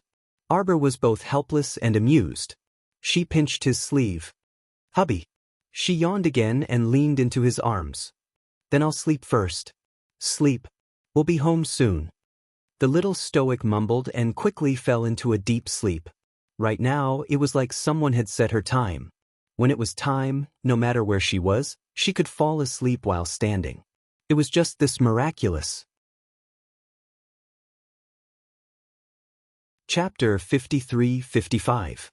The next morning, Arbor was woken up by the clamor in the court.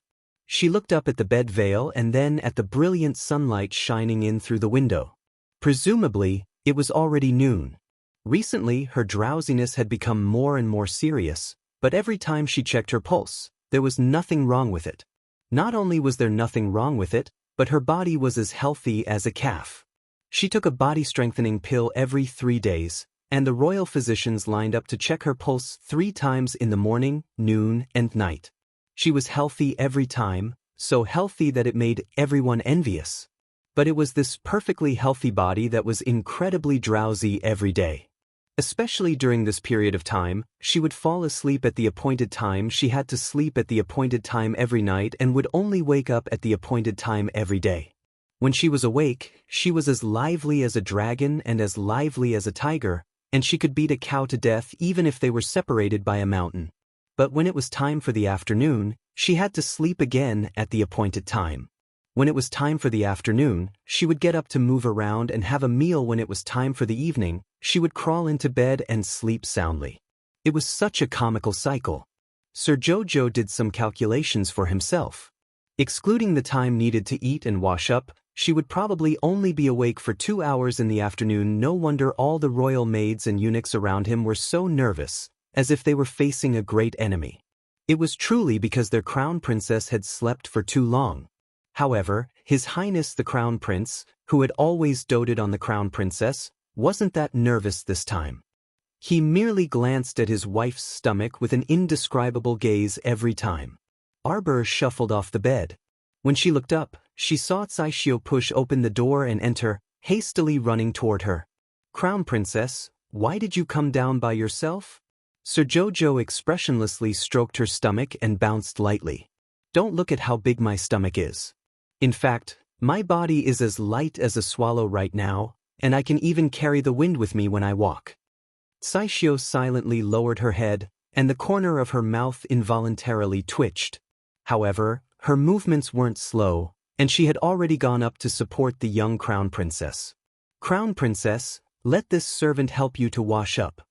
The little stoic feigned indifference and asked, "Why is it so noisy outside?" Kai Shio pursed her lips and smiled. "His Highness the Crown Prince has brought Master, Madam, Second Master, and Second Madam's family to the Eastern Palace. What your Highness means is that it will be the new year soon. Your body is getting heavier by the day, so it's not convenient for you to come and go. Why don't you bring everyone over and stay in the palace to celebrate the new year together?" The little stoic's eyes brightened, but her expression remained haughty and delicate as she quietly muttered, "He's the only one who's meddlesome." Kai Chi walked over and heard these words. She quickly held back her laughter and said, "When this servant came over just now, I saw Miss Lin pulling a few palace maids and playing with the teapot. Miss Lin must have achieved a complete victory." The little stoic uttered an "oh" and put on a small, "I'm not too interested" expression, but her feet involuntarily walked towards the door. Kai Xiu hurriedly smiled and pulled her, "Crown Princess, please let this servant do your hair before going out." Kai Chi also said, "You still have to change your clothes." Only then did the little stoic realize that in her happiness, she wanted to rent out her uncombed hair and clothes just like that. Hence, this fellow resentfully stopped and nodded, saying in deadly earnest, "Bring that red one over." The Crown Princess really had a lot of red battle clothes. Because her stomach had gotten big recently, she had the manufacturing department rush out a batch of new clothes. Chapter 53-56. Holding back her laughter, Saichi took out a red dress of the latest design for her and quickly walked to her side.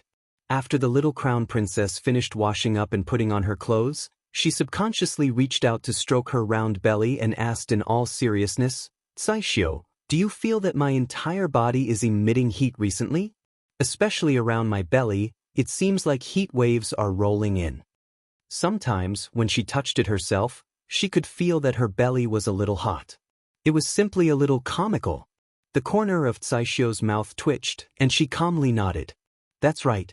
But Crown Princess, your belly doesn't allow others to get close. Whenever someone wants to touch it, they will be shaken away. Cough, that's why we don't feel the heat waves from afar." She was pregnant, and so was the Crown Princess. But why did they feel that the Crown Princess's pregnancy was so strange and miraculous? The little Crown Princess nodded and lightly patted her belly. She muttered to herself, "Child, you have to be good. Don't be like your father. Your father tormented his mother badly back then. You can't be like him." Saishio and Saichi held back their laughter and looked at each other. Then, they followed the nagging Crown Princess and walked out. Just as they left the bedchamber, they saw Wei Ziqin and Auntie Ren walking over together.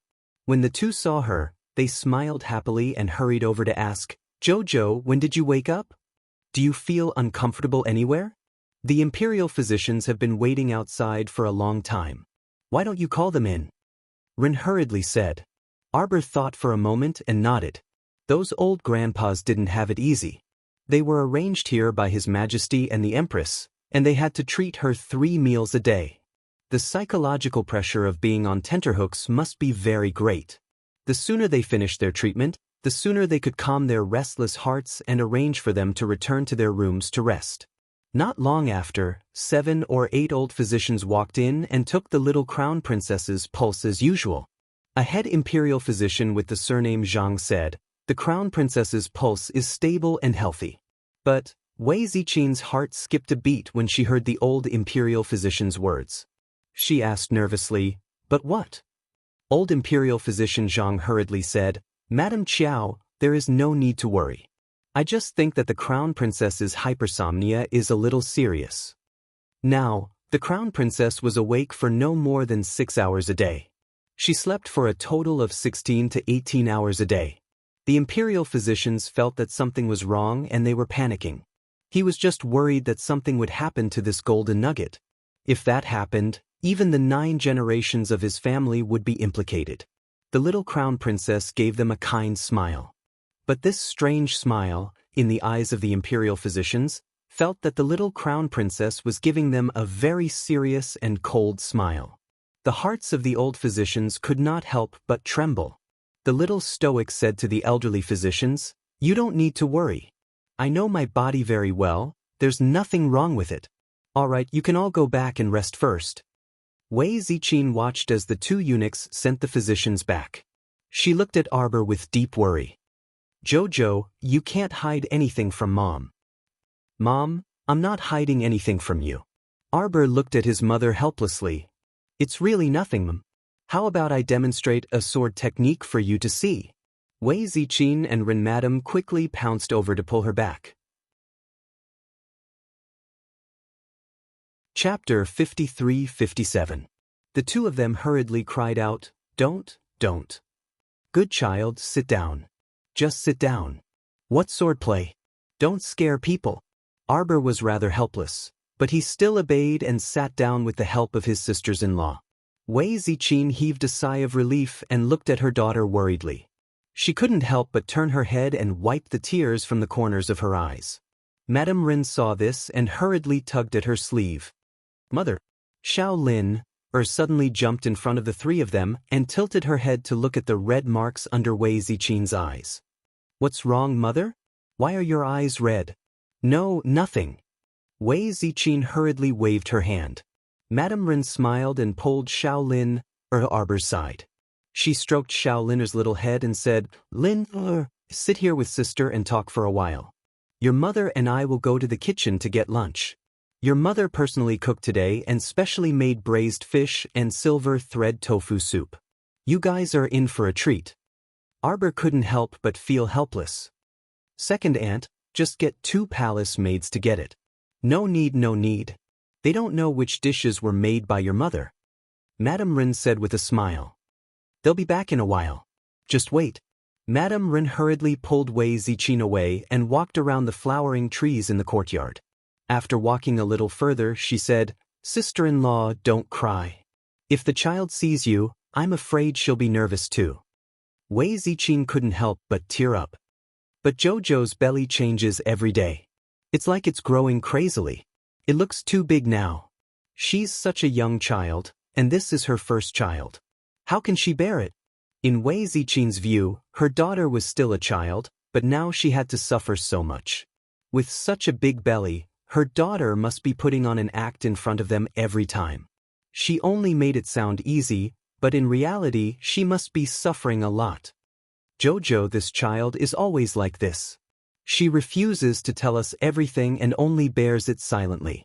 Wei Ziqin's eyes reddened as she choked with sobs. Sister-in-law, don't worry. Our family's Qiao Qiao has always been a blessed child. Nothing will happen to her. Besides, the Emperor and the Empress had also sent many experienced old nannies over. He even hired 5 midwives. With us by her side, Jojo and his mother will be safe. Wei Ziqin replied in a nasal voice and nodded heavily. After the two of them hurriedly left, Mo Lian's slender figure appeared under a flowering tree. She silently looked at the backs of Wei Ziqin and Rinshi as they left. Her hands under her sleeves were clenched into fists. Arbor suddenly realized that her husband seemed to be getting more and more bored. She didn't know if it was because the imperial court had started to take a break, but this fellow had nothing to do all day long. He hung around her all day long, and even wanted to pass a cup of tea to her mouth. He didn't even let her hold a book. Reading books is harmful to your eyes and your body. Let's wait until after you give birth and have some free time to read. This fellow didn't know if he was possessed, but he kept spouting nonsense every day. She had already told him that her body was fine, but this fellow was still suspicious. He kept thinking that she was pretending to be relaxed and at ease. It's because your husband is incompetent. I'm not as attentive as mother and second aunt. I neglected you a lot in the past. Last night, this fellow had held her hand with a serious expression and said, Don't worry until you give birth to the child. Your husband will always be by your side to accompany you and take care of you. Why are you looking at your husband like that? Chapter 53-58. This guy kissed her and completely ignored her sullen expression. He said to himself, Wifey, you must be very happy. Your husband will definitely keep an eye on you day and night. Arbor really wanted to slap him until he fainted. She didn't know what went wrong, but her husband suddenly changed. She wanted to say that she really didn't need someone to keep an eye on her. She swore that she could kill a dragon from a distance right now. There was nothing wrong with her body. Her body was as light as a swallow, and she didn't feel bloated and powerless like a pregnant woman in the later stages of pregnancy. Why didn't her husband understand human language? Husband, you don't have to keep accompanying me.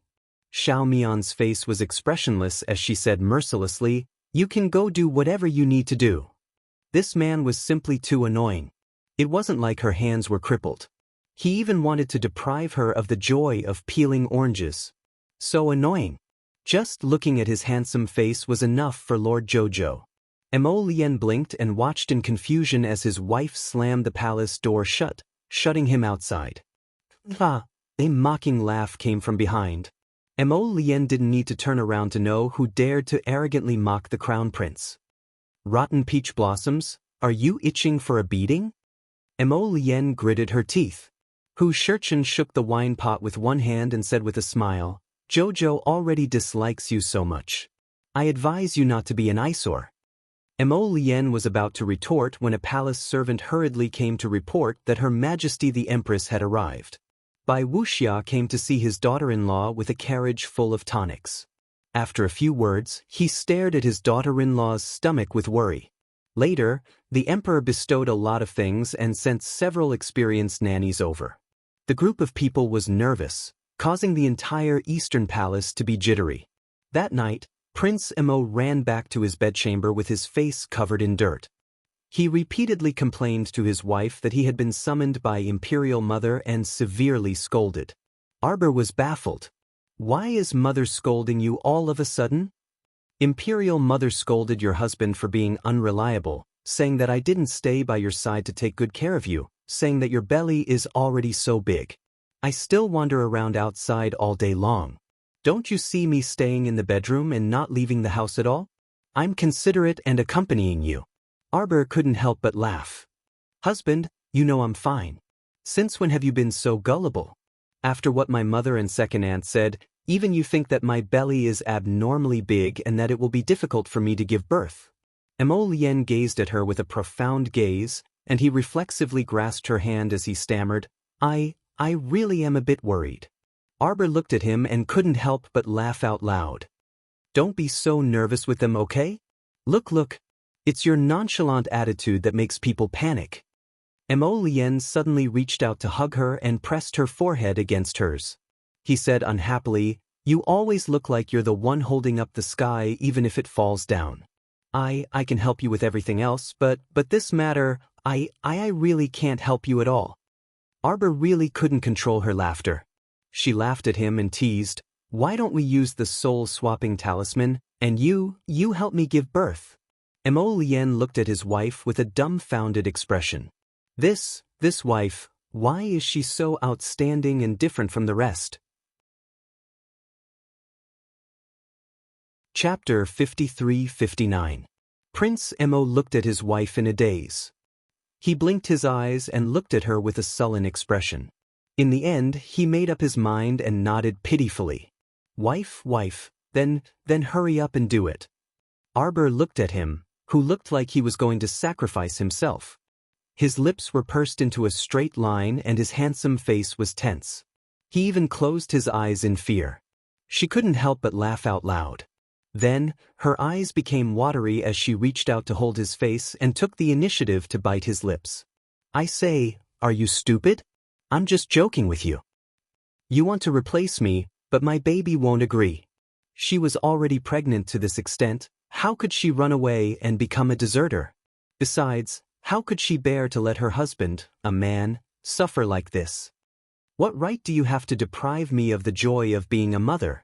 Lord Jojo glared at her and snorted. You're really a fool. Mo Lien abruptly opened his eyes, which were suffused with a gentle light as he stared straight at her. Arbor lowered her head and touched her belly. Do you know? I'm looking forward to the birth of this child.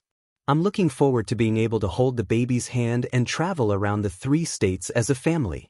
Wife. Mo Lien reached out to hug her excitedly. But now that her belly was getting bigger, he was so nervous that he didn't know where to put his hands. Lord Jojo was amused and annoyed at the same time. Belly. Mo Lien hugged her with a big belly between them. Jojo, you're so nice. If Arbor had a tail, she would be in heaven right now. She shook her head and patted the back of his hand. Let go. I'm very tired these days. I don't even have the energy to care about Wu Shuang and Xuan's marriage. You have to be more concerned. Wife. Mo Lien hugged her. Everyone else is fine. I'm just worried about your belly. I already said that I'm fine. Xiao Mu cast him a sidelong glance. You're normally very calm, so why are you blindly getting nervous when they get nervous? Me too. It's so big that it's ridiculous. Emolien stammered. If you feel unwell, you must remember to tell me immediately. Got it? I know. Arbor rubbed his belly and asked on a whim, Jojo's Lotus, do you think my baby is practicing martial arts in my belly? The corners of Emolien's mouth twitched as she nodded seriously. That's very likely. Perhaps our baby's innate talent is far beyond that of ordinary people. Xiao Mu glanced at him before suddenly bursting into laughter. Why are you so shameless and smug? I was just casually asking and you went with the flow to compliment me. You're so funny. Emolien rolled his eyes inwardly. You didn't believe me. I suspect that our baby is making you sleepy because he needs to practice martial arts. Husband, let me tell you a joke. Emolien. His wife had become much more lively recently. She would laugh at him from time to time. Not only did she daze him, she was even telling him jokes now. Crown Prince Mo's heart was brimming with incomparable excitement.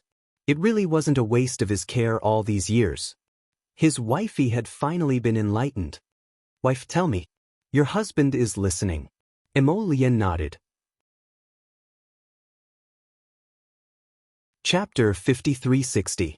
Husband, I don't know if it's just my imagination, but I feel like I'm about to level up again. Emolien was speechless. It seems like my divine senses are about to level up too. I feel like I haven't been cultivating properly recently. After I got pregnant, I rarely went to the star sector. Why am I leveling up again? Sir Jojo was perplexed. Husband, do you think other pregnant women are like this too? Emolien looked serious. Wife, I don't think anyone is like you. You're a special case. Why don't you guess, husband? I guess baby Mo is doing something in your stomach. Xiao Mu was startled, and then she carefully recalled it before coming to a realization. Hubby, I must agree with your view. Husband, when you look at me, do you see any strange movements in my stomach? The two mumbled as they walked towards the bed. The two maidservants, Kai Xiao and Kai Chi, stifled a belly full of laughter. They quickly followed, put down the gold-threaded curtain, and quietly retreated out of the door. In the following days, everyone was quite busy. Third Fu Wushuang and Qi Xianxian, the two newlyweds, successfully got married and completed an important event in their lives. They heard that Third Fu's stepmother, Madame Bao, fainted from anger because Third Young Master Fu was promoted to the youngest first-rank Guardian General. The courtiers knew that His Majesty was already preparing for the Crown Prince's ascension to the throne. He was promoting a group of young talents and they would become the new emperor's trusted aides in the future. Because Sir Jojo was seriously ill, His Majesty specially allowed him not to attend the New Year's banquet. Right now, Crown Prince Mo was guarding his wife at all times. Wherever his wife was, he would be there. On New Year's Eve, many fireworks were set off after the banquet to celebrate. His Majesty was probably in a good mood. This was the first time the Empress spent the New Year with him after she woke up. Arbor was in a good mood today. She stayed up with her family. Qiao Sen had already come out of seclusion 2 days ago. Looking at the lively scene in the courtyard, he couldn't help but feel emotional. I remember that everyone hasn't gathered together for a long time. Let's celebrate the new year together. Jolin smiled and nodded. Ever since elder sister left home to study at the Holy Water sect, she rarely spent New Year's with them. After that, they went to the 6 prefectures and then to the Divine Land. They thought that their sister would be further and further away from their family.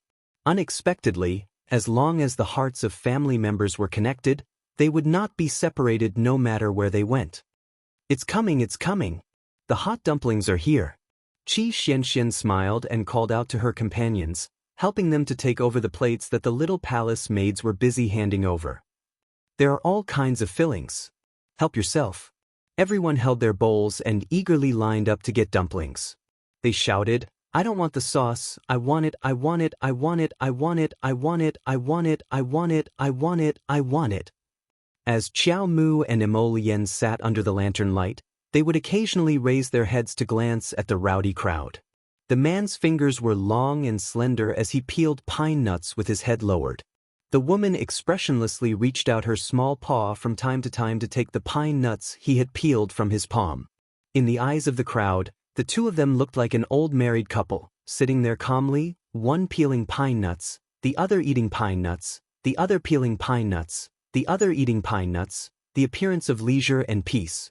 Mo Lien suddenly clapped his hands and took out a jade messenger talisman from his bosom.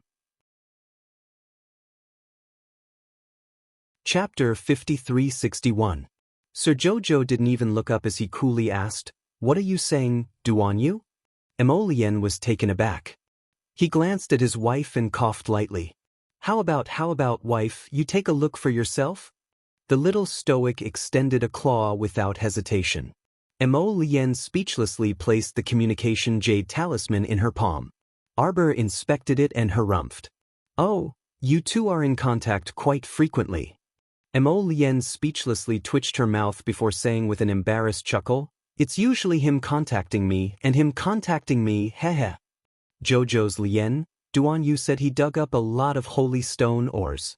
Arbor's eyes lit up and she said, "Oh right, didn't you say that Hui Feng, Venerable Immortal Jin, Zhao Sheng, Liang Yi, and the others will return after the new year? How many holy stone ores did they dig up compared to Duan Yu's?" Mo Lien grumpily retorted, "How could that be the same? Duan Yu, that guy, sent many people to dig. There aren't many people left at Huifeng's place, so the progress won't be that fast. Moreover, they also spent a lot of time dispelling the array that Forefather Chao Yang left behind. Forefather Chao Yang was truly too deceitful. Thankfully, Venerable Immortal Jin and the other 3 transcending divinity realms were left there. Otherwise, Hui Feng and his bunch of weaklings might not be able to escort a portion of the ores back so smoothly. Arbor pursed her lips. "In other words, you're not as reliable as Duan Yu." "Wife, what did you say?" Mo Lien dangerously narrowed her eyes. Arbor quickly shut her mouth and continued to look down at his communication jade talisman. "Hubby, Duan Yu said he'll come to visit us after the new year." Mo Lien harumphed, both agreeing and disagreeing. "Last time, he gave Wa a piece of jade, but I don't know what it's for. That jade doesn't look like an ordinary item. It can't be something like a token, right?" Arbor asked curiously. "What quite likes this jade? When I held it, baby seemed to be happy for a while, and my stomach felt warm." The corners of Mo Lien's mouth twitched. She thought to herself, "This is not good. Why does it seem like this child doesn't reject anyone? What if he was cheated by someone with a piece of candy? What's so funny about a piece of broken jade? I'll give you 10,000 pieces of jade later. Every piece is more exquisite and beautiful than this." Arbor rolled his eyes at him. "What do I need so much jade for? You can cut me some blank jade pieces and keep them for emergencies." "His Majesty has arrived. Her Majesty has arrived." Everyone hurriedly stood up upon hearing this, but Celestial Empress and Celestial Empress had already walked in hand like a gust of wind. Mo Lusheng laughed heartily and said, all right, don't be in a hurry to salute." The family was staying up late to celebrate the new year, so there was no need to stand on ceremony. Sit down, eat, drink, and do whatever you need to do. "Mother is here to see Jojo," Bai Wuxia said to the Crown Prince with a smile. "The royal physicians have been nagging that she'll probably give birth in these few days. Crown Prince, you have to stay by your wife's side these few days and pay attention." "Mother, I don't need you to remind me." Mo Lien huffed. "I've always been careful and cautious." "Okay, I know you're careful. It's just that Mother is worried." Bai Wuxia turned around and quickly pulled Wei Ziqin to say with a smile, "In-law, don't be busy. Come, sit down. Today, we'll have a lively meal of dumplings. Everyone present is family, so there's no need to be restrained." Chapter 5362. Quick, bring 2 sets of clean bowls and chopsticks for His Majesty and Her Ladyship." Wei Ziqin hurriedly called out to the palace maids shuttling back and forth with a smile. Immediately, a nimble palace maid stepped forward and bowed to prepare clean cutlery for the Emperor and Empress before retreating. The Emperor said happily, "Eating with a bunch of old things just now was tasteless. It's definitely better to eat some salted vegetables with shortbread when I'm with my family. It's not bad either." Everyone was flattered. At first, They were still a little restrained, but when they realized that the emperor and empress were approachable and didn't put on any airs, the atmosphere gradually became harmonious. Not long after, a servant came to report that Prince Kong and the Princess Consort had arrived. Everyone hurriedly went to welcome them and brought the Prince and Princess Consort in to eat some dumplings together. Later, someone brought out wine, and the group of people drank while reciting poems. Inexplicably, several people got drunk. Second uncle was the first to fall. Without exception, the Emperor and Prince Kong chatted as they drank. Mo Lien saw the hustle and bustle below, so he simply hid on the roof with his wife in his arms. The two of them looked up at the starry sky and saw that tonight's starry sky was full of brilliant stars. Then, they looked down at the group of people who had long fallen into unconsciousness and couldn't help but look at each other speechlessly. I hope that everyone is safe and sound. It would be great if we could celebrate the new year together every year in the future. Sir Jojo muttered thoughtfully in a low voice. As long as you want, it will definitely be possible. Mo Lien held his wife's small hand and said with a smile, "This husband promises you that every new year in the future, even if they are scattered all over the world, this husband will order people to pack them up one by one and bring them to us to celebrate the new year together." Arber's eyes widened as she looked at her husband, who had a serious expression and was swearing a vow. She couldn't help but burst into laughter. You are too cheating. Don't worry, this husband believes that I have the right to do so." Mo Lien rubbed his wife's small hand and leaned closer to her mysteriously. "I see that the old man is secretly making arrangements. I reckon that he wants to quit his duties at the beginning of the new year and toss the throne to this husband." Arber was secretly amused. She reached out to hold his large hand and looked at him seriously. "Husband, no matter where you go, I'll go with you. Do whatever you want. If there's an official who is disrespectful to you in the future, I'll beat him until he's convinced." Mo Lien's eyes brightened, and he immediately revealed an aggrieved expression. He leaned his head against Xiao Mu and nodded rascally. "Wife, then you have to protect hubby well." Xiao Mu nodded vigorously. "I will, hubby." Mo Lien couldn't resist beaming brightly when he saw her serious expression. Out of nowhere, a wine glass came flying at his head. He turned his head sideways to avoid it and glared over. He saw a rotten peach blossom dressed in red, incomparably flirtatious, leaning lazily on the opposite eaves, holding a wine pot and shaking it at him. Time seemed to stop at this moment. The starlight that filled the sky blended together with the hustle and bustle of this moment. Arber's heart was filled with joy. Early the next morning, all the core higher-ups in the 3 provinces received a piece of important news. A large number of eagle mutants and corpse puppets of the Sky Fate organization were rushing to the small country of Qing Province, which was adjacent to Tsang Province. In less than 2 hours, they broke through Qing Province with the power of thunder and killed the king of Qing Province at the city gate. Chapter 5363. The situation became tense all of a sudden. The emperor had summoned the crown prince and the courtiers early in the morning.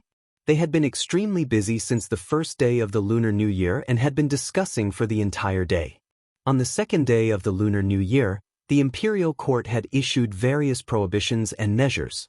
Mo Lien basically handed over everything to Third Fu and the others, while he himself stayed by his wifey's side and accompanied her obediently without setting a foot outside. The pitiful third young master, who had just been married, had been as busy as a spinning top these days. Arber and Mo Lien, this unscrupulous couple, had become the most free couple in the entire 3 states. Since Xiao Xiao was addicted to sleeping all day long, Mo Lien would sleep with her. Occasionally she would get up and walk around, and Prince Mo would follow closely. The two of them spent 24 hours a day together, and after 3 days, Arber could not help but roll her eyes at him. "The situation outside is so tense, as the crown prince. Don't you have anything else to do?" Mo Lien was picking at the prawn meat with his head lowered. Hearing Xiao Xiao's words, he hurriedly raised his head to glance at his wife and gave her a roguish smile. "Xiao Xiao, your husband has only been by your side for 3 days and you're already tired of it?" "You are a little annoying," Arber criticized inwardly. She pursed her lips. "Don't you have to share some of father's burdens these days?" No need. Prince Mo hurriedly dragged the stool towards his wife and wrapped his arms around her waist. Jojo, I have received father's verbal instructions. I don't have to worry about anything during this period and can just stay by your side. Actually, I am not that delicate. Arbor shook her head speechlessly. With my current body, I can go up the mountain and hunt a few tigers, wolves and leopards without any problem. However, in the middle of the night, Jojo, who was going up the mountain to hunt tigers, wolves and leopards, suddenly opened her eyes. She tried to move herself into the star region, but felt no reaction. However, her mental connection with Qiuqiu still existed, and she heard Qiuqiu shouting in her mental domain. Master Silver, you've really hit the jackpot. What? It seems like our star field is about to be promoted. My heavens, Master, what's going on? Qiuqiu really didn't expect this. The last fragment hasn't been found yet, and this star domain is about to advance into a saint domain. Haha.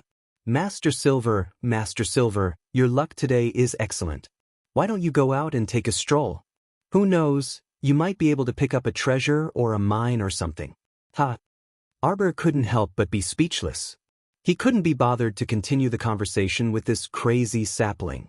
Meanwhile, on the other side, when Xiaomu opened her eyes, Mo Lien, who was sleeping beside her, abruptly woke up with a start. He quickly turned his head to look at her. Qiao, what's wrong? Did you have a nightmare? Arbor shook his head with a strange expression. I think I'm about to give birth. Mo Lien's drowsiness promptly vanished, and he shot up from the bed. He hastily waved his hand to light up a row of lamps. As he hastily put on his clothes, he shouted outside, Quick, someone come quickly. Go and call the midwives and mamas over. Let the imperial physicians wait outside. Don't be nervous. Actually, I don't feel much. Arbor helplessly tugged at his sleeve. Looking at him, he was so anxious that he was sweating profusely. His expression was also very serious. She also didn't know how to persuade him to relax. This was actually very mysterious. She suddenly woke up in the middle of the night because she felt that she was about to give birth. But in reality, her feelings weren't as strong as those of a typical pregnant woman. Chapter 5364. It was funny to say that she didn't feel much pain at all. At first, he thought that it was because he was better at enduring pain. Later, he realized that it really didn't hurt. His entire body was fine. She didn't scream in pain like other pregnant women. Sir Jojo was rather calm. When the experienced nannies and midwives rushed in, they thought that they had entered the wrong bedroom. Her Excellency the Crown Prince Consort was quietly lying there, looking at them with her large, clear eyes. She seemed to be in good spirits. The midwives went forward to check. They nodded and hurriedly asked Prince Mo to leave. Mo Lien dawdled at first, unwilling to go out. Then the Empress, who had rushed over, yelled at her in public. She then ran out dejectedly. Arbor only felt that it was a little funny. She didn't feel anything else. She just felt that the words that her mother shouted at the Crown Prince just now sounded a little funny. Look at your pale face. If I didn't know better, I would think that you're about to give birth. Jojo is fine, but I see that you're about to faint. Don't continue to cause trouble here. Hurry and get out. The Crown Prince stumbled out in a daze. He almost knocked his head on the door frame. Wei Ziqin found it funny and distressing. She hurriedly asked people to help him to the side to rest. Unexpectedly, just as he stepped out of the bedroom door, he heard a loud and clear cry. It almost exploded the night sky. Wei Ziqin and her husband, who had rushed over worriedly, silently exchanged glances with Second Aunt Ren and Second Uncle's family, before turning their heads to look at the brightly lit bedchamber with a somewhat dumbfounded expression. Could it be that they were hallucinating? Why did it seem like they heard a baby crying? But how could a baby be born so quickly? The Crown Prince had just been chased out of the bedroom. Before he could calm down, the sound of a baby crying came from inside? Didn't the nannies go in less than 15 minutes ago? No matter how confused the group of people outside the room was, they couldn't be more confused than the people inside the room. The midwives were all stunned. For a moment, they were a little silly. It was the Empress's two personal nannies who reacted first and scolded loudly, What are you waiting for? Hurry up and get to work. Only then did the midwives and old nannies come back to their senses and are about to go forward to check. Then, they were knocked back a few steps by a powerful halo, and fell to the ground one after another. The Empress looked over in shock. There was a faint halo floating on the baby's body, and it was slowly retracting back into the baby's skin. In less than a second, a small ball of something was curled up there, naked and moving its limbs randomly. Arbor cut the umbilical cord and carried the restless baby over. Sir Jojo turned the baby over expressionlessly. He blinked and looked at the Empress, who was standing at the side in a daze. Mother, it's not a girl. How is this possible? Before she was born, all the signs indicated that she was a little girl who loved to eat. She especially resembled her husband. At this moment, the Empress was looking at her daughter-in-law as if she was looking at a god. When her daughter-in-law said that everything is fine, and there are no problems, she was indeed not casually comforting the old mothers. Every word Jojo said was true. Looking at this natural birth, it could be said that it was smooth in just a few minutes. It really couldn't be better. Chapter 5365. The Empress stared blankly for a long while before excitedly walking forward. Quick, quick, help the Crown Princess and the child wash their bodies. What are you all standing there for? The mamas grimaced as they supported their old waists and crawled up from the ground with lingering fear. They stammered, It's not that we old servants aren't willing. Rather, it seems like we can't get close to the Crown Princess. Arbor stroked baby Mo's bare back and handed the child over. A midwife braced herself and reached out to receive the child. It was only after she touched the child's soft body that she breathed a sigh of relief. The mamas hastily carried the child to the side and lightly wiped him down. Then, they quickly wrapped the baby in a small blanket that they had prepared beforehand. Just as they finished doing all this, His Highness the Crown Prince swiftly kicked open the palace door. Everyone saw Crown Prince Mo dashing inside and pouncing to the side of the bed, which gave everyone a fright.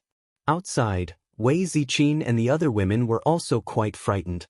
Everyone hastily rushed over to close the door, afraid that the cold air that poured in would hit the weak Jojo. Soon after, they caught sight of Jojo, who was sitting upright on the bed and looking at the Crown Prince expressionlessly. The little stoic's eyes were sparkling as she looked at her husband, who was drenched in sweat. She coughed lightly and said, "You might not believe it, but my child came out on his own after I laid down for less than 3 minutes. Everything went very smoothly. I didn't feel any pain." Everyone, the midwives around the child, nodded repeatedly in agreement. They could all testify to this. Just now, they were about to display their remarkable abilities and do their best to help the Crown Princess deliver her child when that child came out. "Congratulations, Your Highness the Crown Prince. Congratulations, Your Highness the Crown Prince.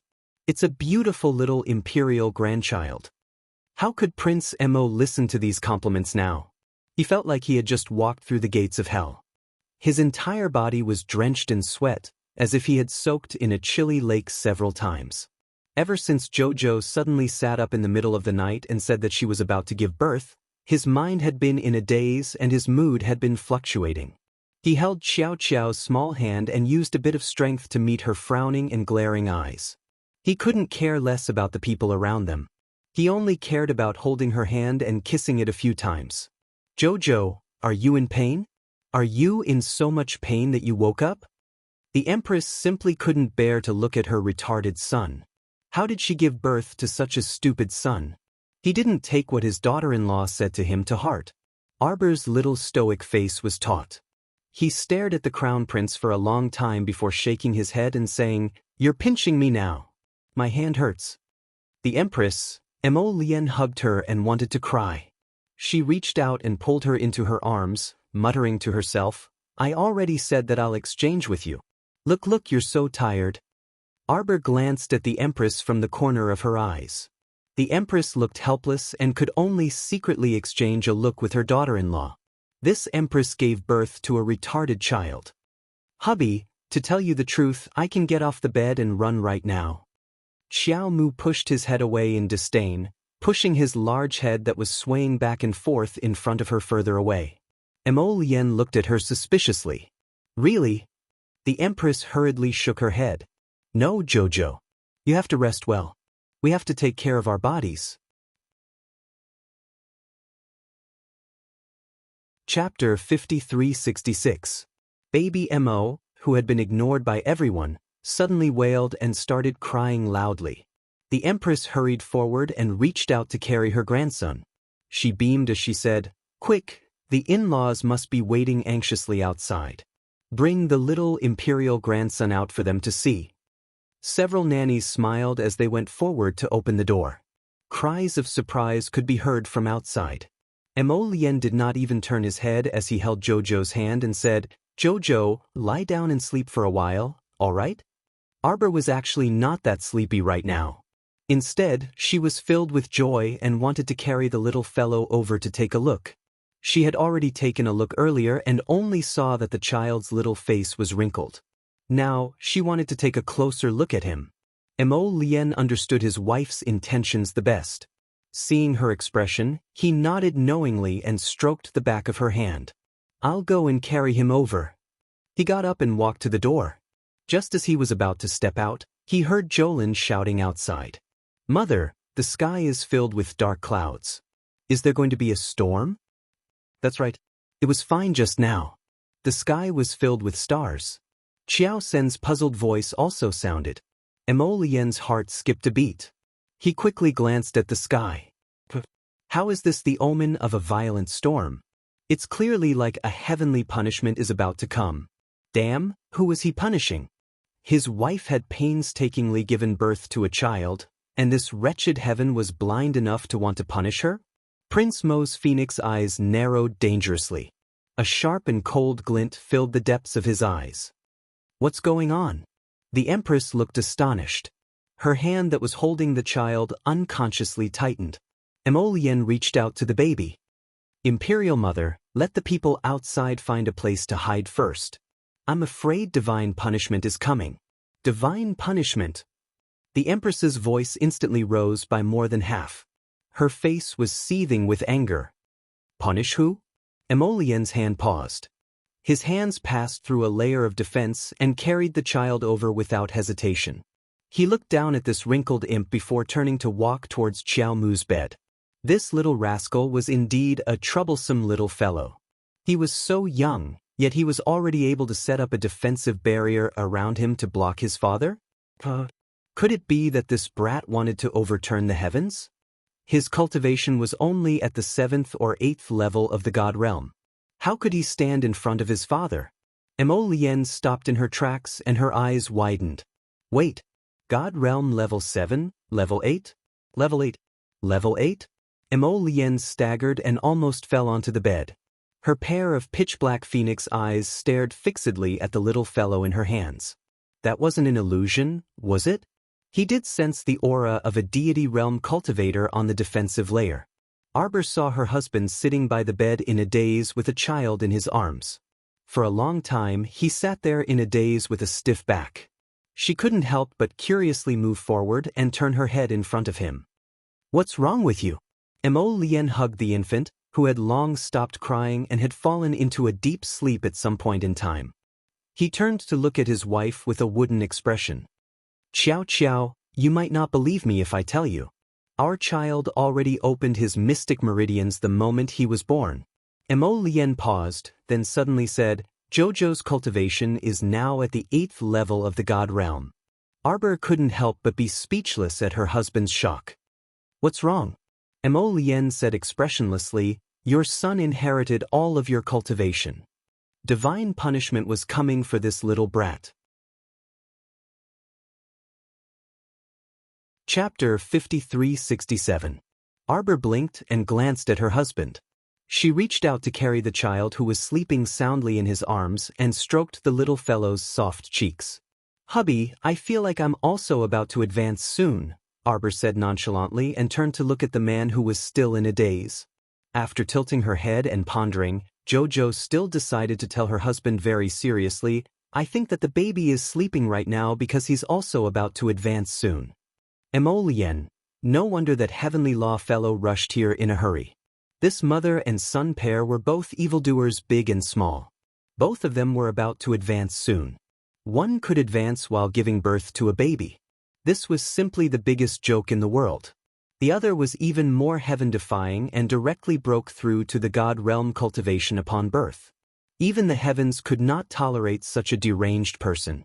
With baby Mo like this, what would those elderly people who had been stuck in the same realm for decades and centuries think? She definitely had to send more people to protect her cub later.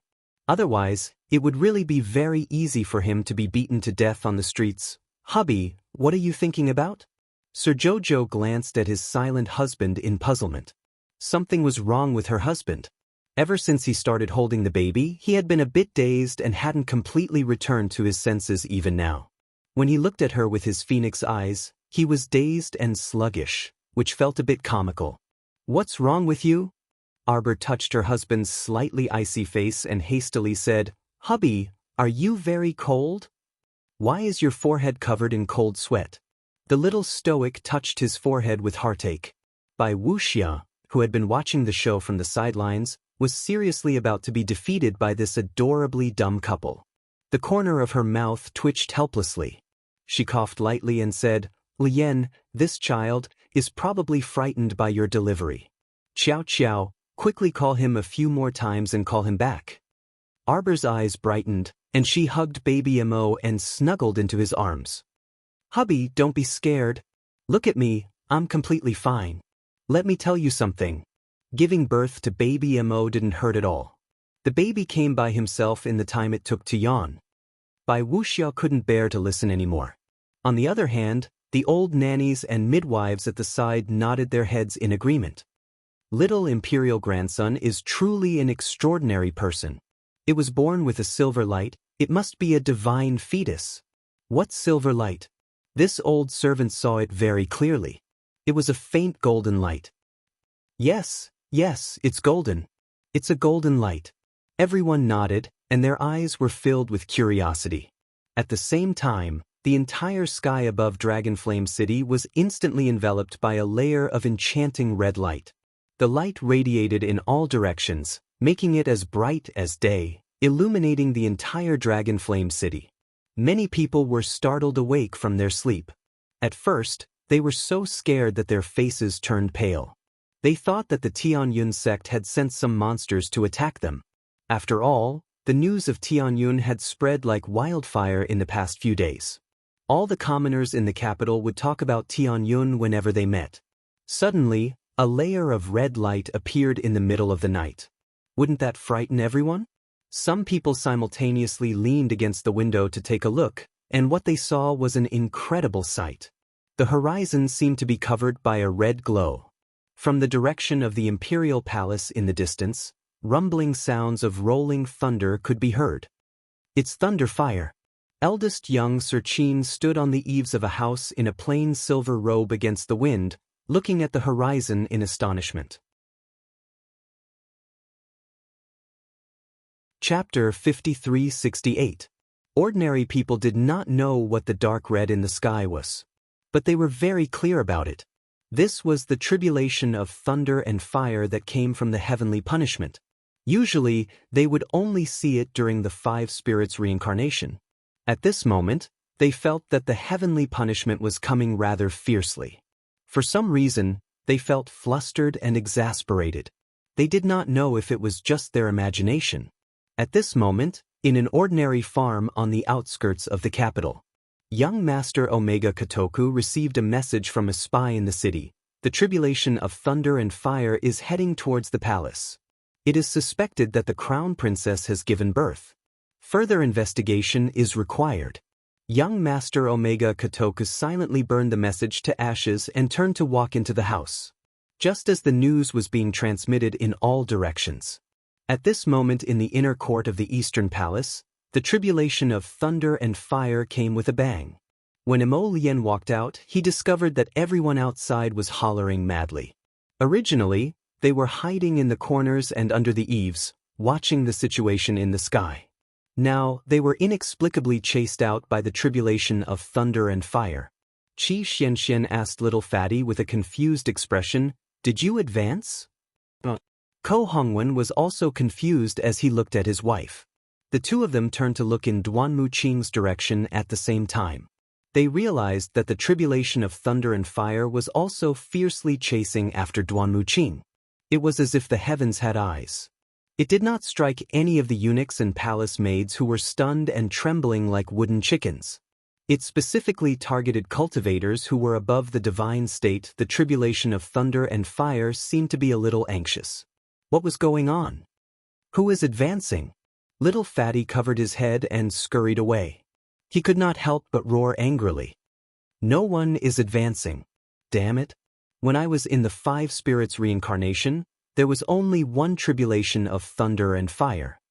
Looking at the way the heavenly Tao struck people indiscriminately, it was as if all the cultivators above the divine state stepped on its tail. It struck everyone it saw. Xiao Lin and Xiao Xin had not broken through to the divine state. This tribulation of thunder and fire from the heavenly Tao had nothing to do with them. Therefore, he walked through the crowd with a gloating expression and asked, "Is everyone okay?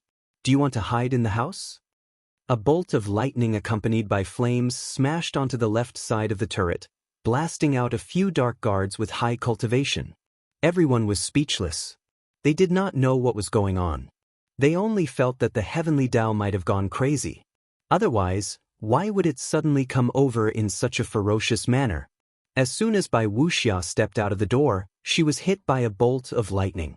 She was so shocked that she stopped and quickly shrank back. Wei Ziqin and Madame Ren hurriedly ran over. Their faces were full of shock as they asked with concern, "Esteemed Empress, are you injured?" No. Bai Wuxia shook his head and quickly dragged Princess Wushuang, who had rushed to the door, into the room. "Don't stay outside. It's safe here." When Princess Wushuang was outside, she was struck by the thunder fire and doubted life. At this moment, the sound of thunder and fire suddenly disappeared from his ears. Only then did he realize that he had barged into the crown princess's bedroom while he was running away. What happened? And Wushuang combed the messy hair on her head and wiped her small face. Which fellow is secretly advancing in rank here? Look, he has angered the heavenly Tao. Could it be that someone is undergoing the five spirits reincarnation? What reincarnation? The Empress did not know whether to laugh or cry as she pulled her and pointed behind the bed curtain. "But my sister-in-law gave birth. I have to go take a look." Chapter 5369. Princess Wushuang yelled angrily. "It's all this crazy heavenly law's fault. I don't know why it's gone crazy. How long has it been since my five spirits reincarnation? Now it suddenly wants to strike me again. It's simply doing whatever it wants. Hilarious." The corner of Wei Ziqin's mouth twitched. She coughed lightly and silently suppressed the smile on her face. Why did she want to laugh when she saw the princess's wretched appearance? Princess Wushuang found a mirror and looked at herself. She grumbled angrily, "Fuck, my face is all black. It won't scare my little nephew, right?" Bai Wuxia coughed speechlessly. "Your sister-in-law and nephew probably don't have time to bother with you right now. Take a seat first, Wushuang." "Oh right, it's so noisy outside. Will it disturb my sister-in-law? They must be very tired right now." Bai Wuxia rolled his eyes. "They're not that tired." Madame Ren almost couldn't hold back her laughter. She hastily coughed and said, "Princess, don't worry. Take a seat first. When the crown princess and the little royal grandson finish advancing, the lightning and fire tribulation outside should be gone." Princess Wushuang turned her face away in bewilderment. Only then did she realize that the little stoic was sitting upright behind the curtain woven from golden pistols with a child in her arms. Divine power was dense in the surroundings. White mist curled around, and half of the main hall seemed to be enveloped in a celestial realm. The mother and son were absorbing divine power here, completely unaware of what was happening outside. It was as if the entire Dragon Flame City was surging like a storm. All the divine power within 1,000 kilometers ran toward the Eastern Palace, fighting to be the first as if they were afraid they would be a step slower. The Eastern Palace was in a complete mess right now. All the cultivators above the God realm were collectively in trouble. No matter which corner or room you hid in, the lightning and fire of heaven and earth could strike you until you lost your temper. The most tragic were He Chen and Holy Sun Mi Yen. It was fine if they stayed in the star domain, but they had to come out to watch this bustling scene. They wanted to make fun of classmate Mo Lien, but they ended up losing their lives as well. The lightning and fire of heaven and earth ferociously hunted down the transcendent God realm cultivators and fiercely attacked them. How infuriating! After learning the truth, Mo Lien and the others were on the verge of tears. Don't you think the heavenly Tao is infuriating? It didn't dare to argue with Jojo, so it decided to argue with them instead. Who did they offend? During this period of time, the three of them didn't advance much. Beside the three of them, many of the God realm practitioners consciously stayed far away from them, afraid that they would be implicated for no reason. Originally, it was already very difficult to deal with 4 or 5 lightning fires. Crown Prince Jichen and the others had more work to do. It would be up to them to take on a third of the lightning fire. Princess Wushuang stood there dumbfounded for a long time. She finally found her voice and asked in confusion, "The heavenly Tao, it can't be coming from my sister-in-law and the others, right?" Bai Wuxian nodded and looked at her sympathetically. "Most likely. Only the two of them are advancing. No one else is advancing." Princess Wushuang stood there in a daze. After a while, she asked in a hoarse voice, Then why did it strike us? Heavens! Just who is going to advance? Did the heavens have eyes?" Bai Wuxia raised his hand and patted the back of her hand. "Maybe the heavenly Tao's eyes are blurry and he can't see clearly for a while." Princess Wushuang stared at the Empress in front of her as if she was looking at a god. "Empress, don't you feel guilty when you say this?"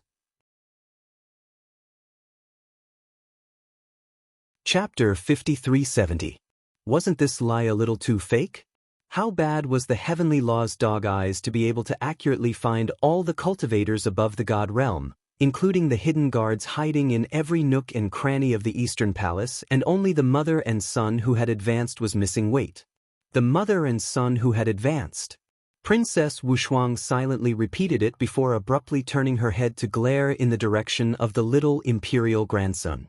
She asked in shock, "My little nephew is going to advance? Advance what level? He couldn't have opened his mystic meridians the moment he was born, right? Could it be that he's going to advance to a great mystic cultivator?" Bai Wuxia's mouth twitched, and he said expressionlessly, "You might not believe it, but this grandson of mine is a little gifted and blessed by the heavens. The moment he was born, he was at the same cultivation realm as his mother. The Crown Prince just said that Jojo is probably going to break through to the 10th level of the God realm. I'm afraid this grandson of mine will have to follow along." Bai Wuxia realized that after he said this proudly, Princess Wushuang's jaw seemed to be about to drop. Bai Wuxia hurriedly went up to pull her and pressed her to sit down on the stool. "Wushuang, calm down. Take a deep breath. Don't be nervous. Calm down, calm down." And Wushuang stared at Empress Bai with wide eyes. "Your Majesty, you're the one who's more agitated right now. No wonder the heavens wanted to strike people. It turned out that they wanted to strike evildoers. But why did they have to implicate so many innocent bystanders?" Hearing the ghostly wails and howls outside, and Wushuang immediately jumped up from the stool. The situation was already very clear now. Sister-in-law gave birth to a peerless evildoer. When she advanced, the evildoer also advanced. All right, the mother and son worked together to advance, but they angered the heavenly law in the end. This coward, the heavenly law, didn't dare to find trouble with the mother and son, so it fiercely retaliated against all the cultivators above the god realm in the Eastern Palace. Bah, what a coward! Who did they offend? She had never heard of such a ridiculous thing. Jojo advanced, and the heavenly law struck her friends and family. It was truly hilarious. The urgent matter at hand was to bring in those women above the god realm in to avoid the lightning fire. Who knew how long the heavenly law would go crazy? Could it be that the heavenly Tao would strike for as long as Jojo advanced? As for those men, it was naturally inconvenient for them to enter the inner palace. Then they could only continue to endure outside. Why do I feel like I'm gloating? Princess Wushuang thought as she hurriedly ran towards the door. The thunder and fire in the Eastern Palace continued for 3 days and 3 nights. All the men in the Eastern Palace who were above the divine realm were so unlucky the great emperor, who had received a message from the empress in advance, did not dare to step into the Eastern Palace for the past 3 days. As expected, he was spared. Jojo held baby in his arms. 3 days later, he completed his advancement and opened his eyes. What she saw were pairs of expectant eyes looking at her and her son. Princess Wushuang rushed over with tears streaming down her face. She pounded the quilt and shouted in surprise and joy, "Sister-in-law, you've finally finished leveling up. If you don't complete it, I'm afraid that my third son won't be able to hold on." The White Queen's mouth twitched. The Peony Fairy smiled enchantingly and said, "Oh, the heavens have pity on us. Our Jojo has finally finished leveling up." Arbor held baby in one hand and looked confused. He led the White Queen, Princess Wushuang, Qi Xianxian, and the others to open the palace door.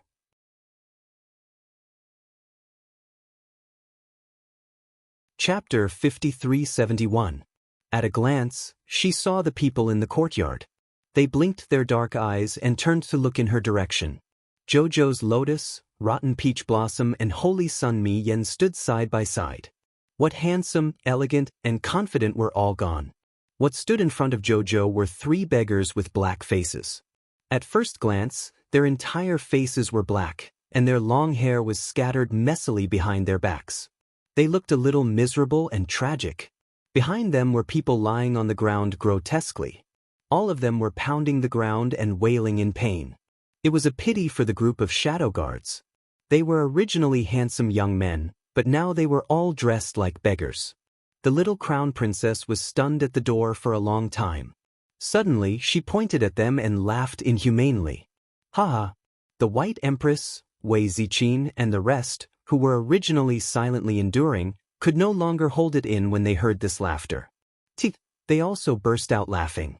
Princess Wushuang and Qi Xianxian squatted on the ground laughing. Sir Jojo laughed loudly while holding the baby with one hand. With the other hand, he took out a jade image talisman from his inner world. He raised his hand and waved it in the air, silently recording the image. Emolien's mouth twitched. He always knew that his wife was a cheat, but he never knew that his wife could cheat to this extent. Before he could quickly walk forward, he saw a ball rolling past him. It cried bitterly and grabbed the corner of Jojo's clothes. With a face full of grief and indignation, it howled, "Jojo! You've finally finished leveling up." Qi Xianxian saw the person rolling over and immediately laughed until she fell down. She slapped her thigh and laughed hysterically. "Little fatty, how did you become like this?" "Ha! Damn, little fatty had always been white and fat, like a glutinous rice dumpling. Who would have thought that after 3 days and 3 nights, after being inhumanely struck by the heavenly Tao, little fatty would become a big black glutinous rice dumpling? Ha! Wife, can you stop laughing?"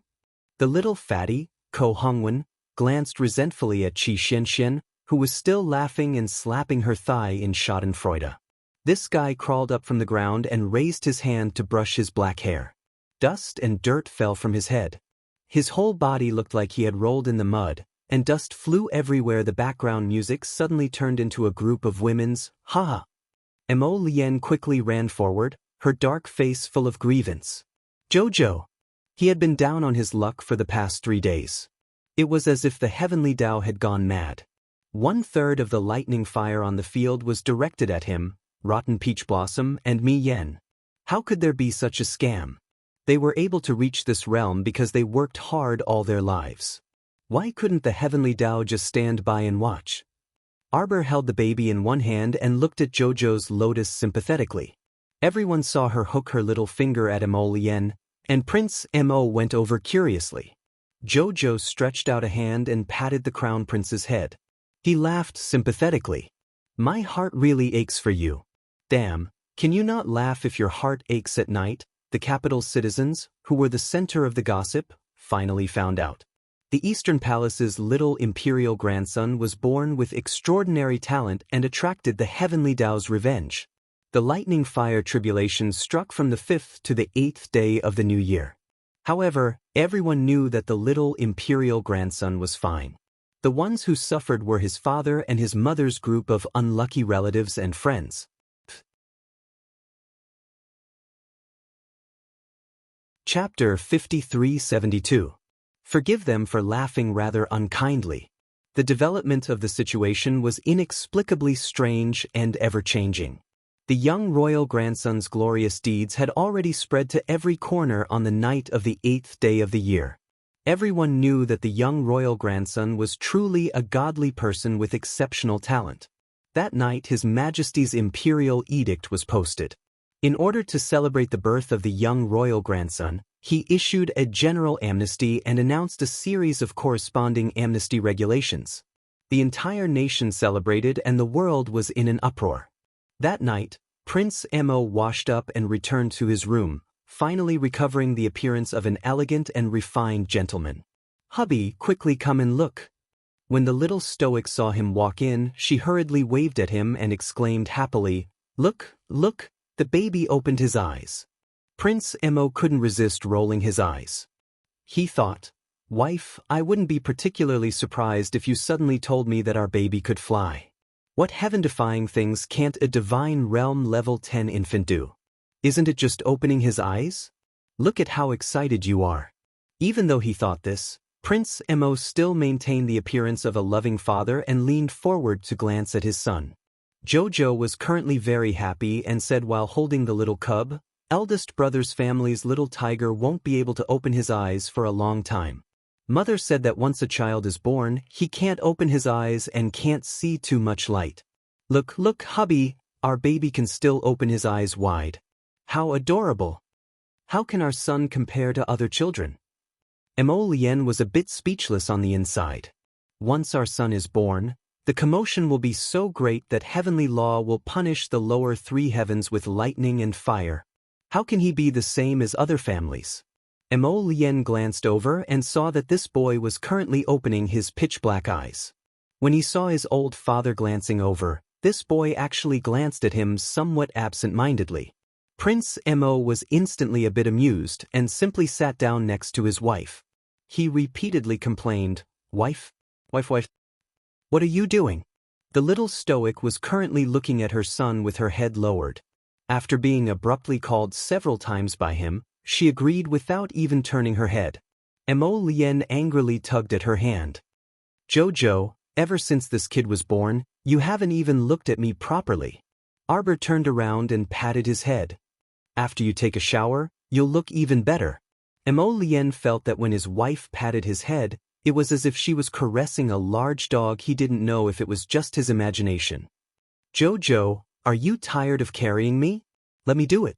Mo Lien had just stretched out his hand when he felt a surge of energy in front of him. Without any hesitation, his hands were shaken off. It took him a lot of effort to stabilize himself and prevent himself from being shaken off the bed by his son. His handsome face stiffened. Prince Mo immediately complained, "Jojo, he hit me." Arbor, "Hubby, be a bit more mature. Don't get angry with our child." The little stoic's small face was taut as she reprimanded him sternly. Mo Lien looked at her, both amused and exasperated. He pursed his lips and accused, "Jojo, you're biased. Look at your husband. Because of this little brat, your husband was punished by the heavenly law for 3 days and 3 nights. It wasn't easy for me to recover. Yet you didn't even look at me." Arbor quickly turned around to glance at him and freed a hand to pat his cool, handsome face. "Hey, you've worked hard. I'll definitely treat you well in the future," the little stoic said domineeringly. Mo Lien didn't know whether to laugh or cry, and he reached out to hug her.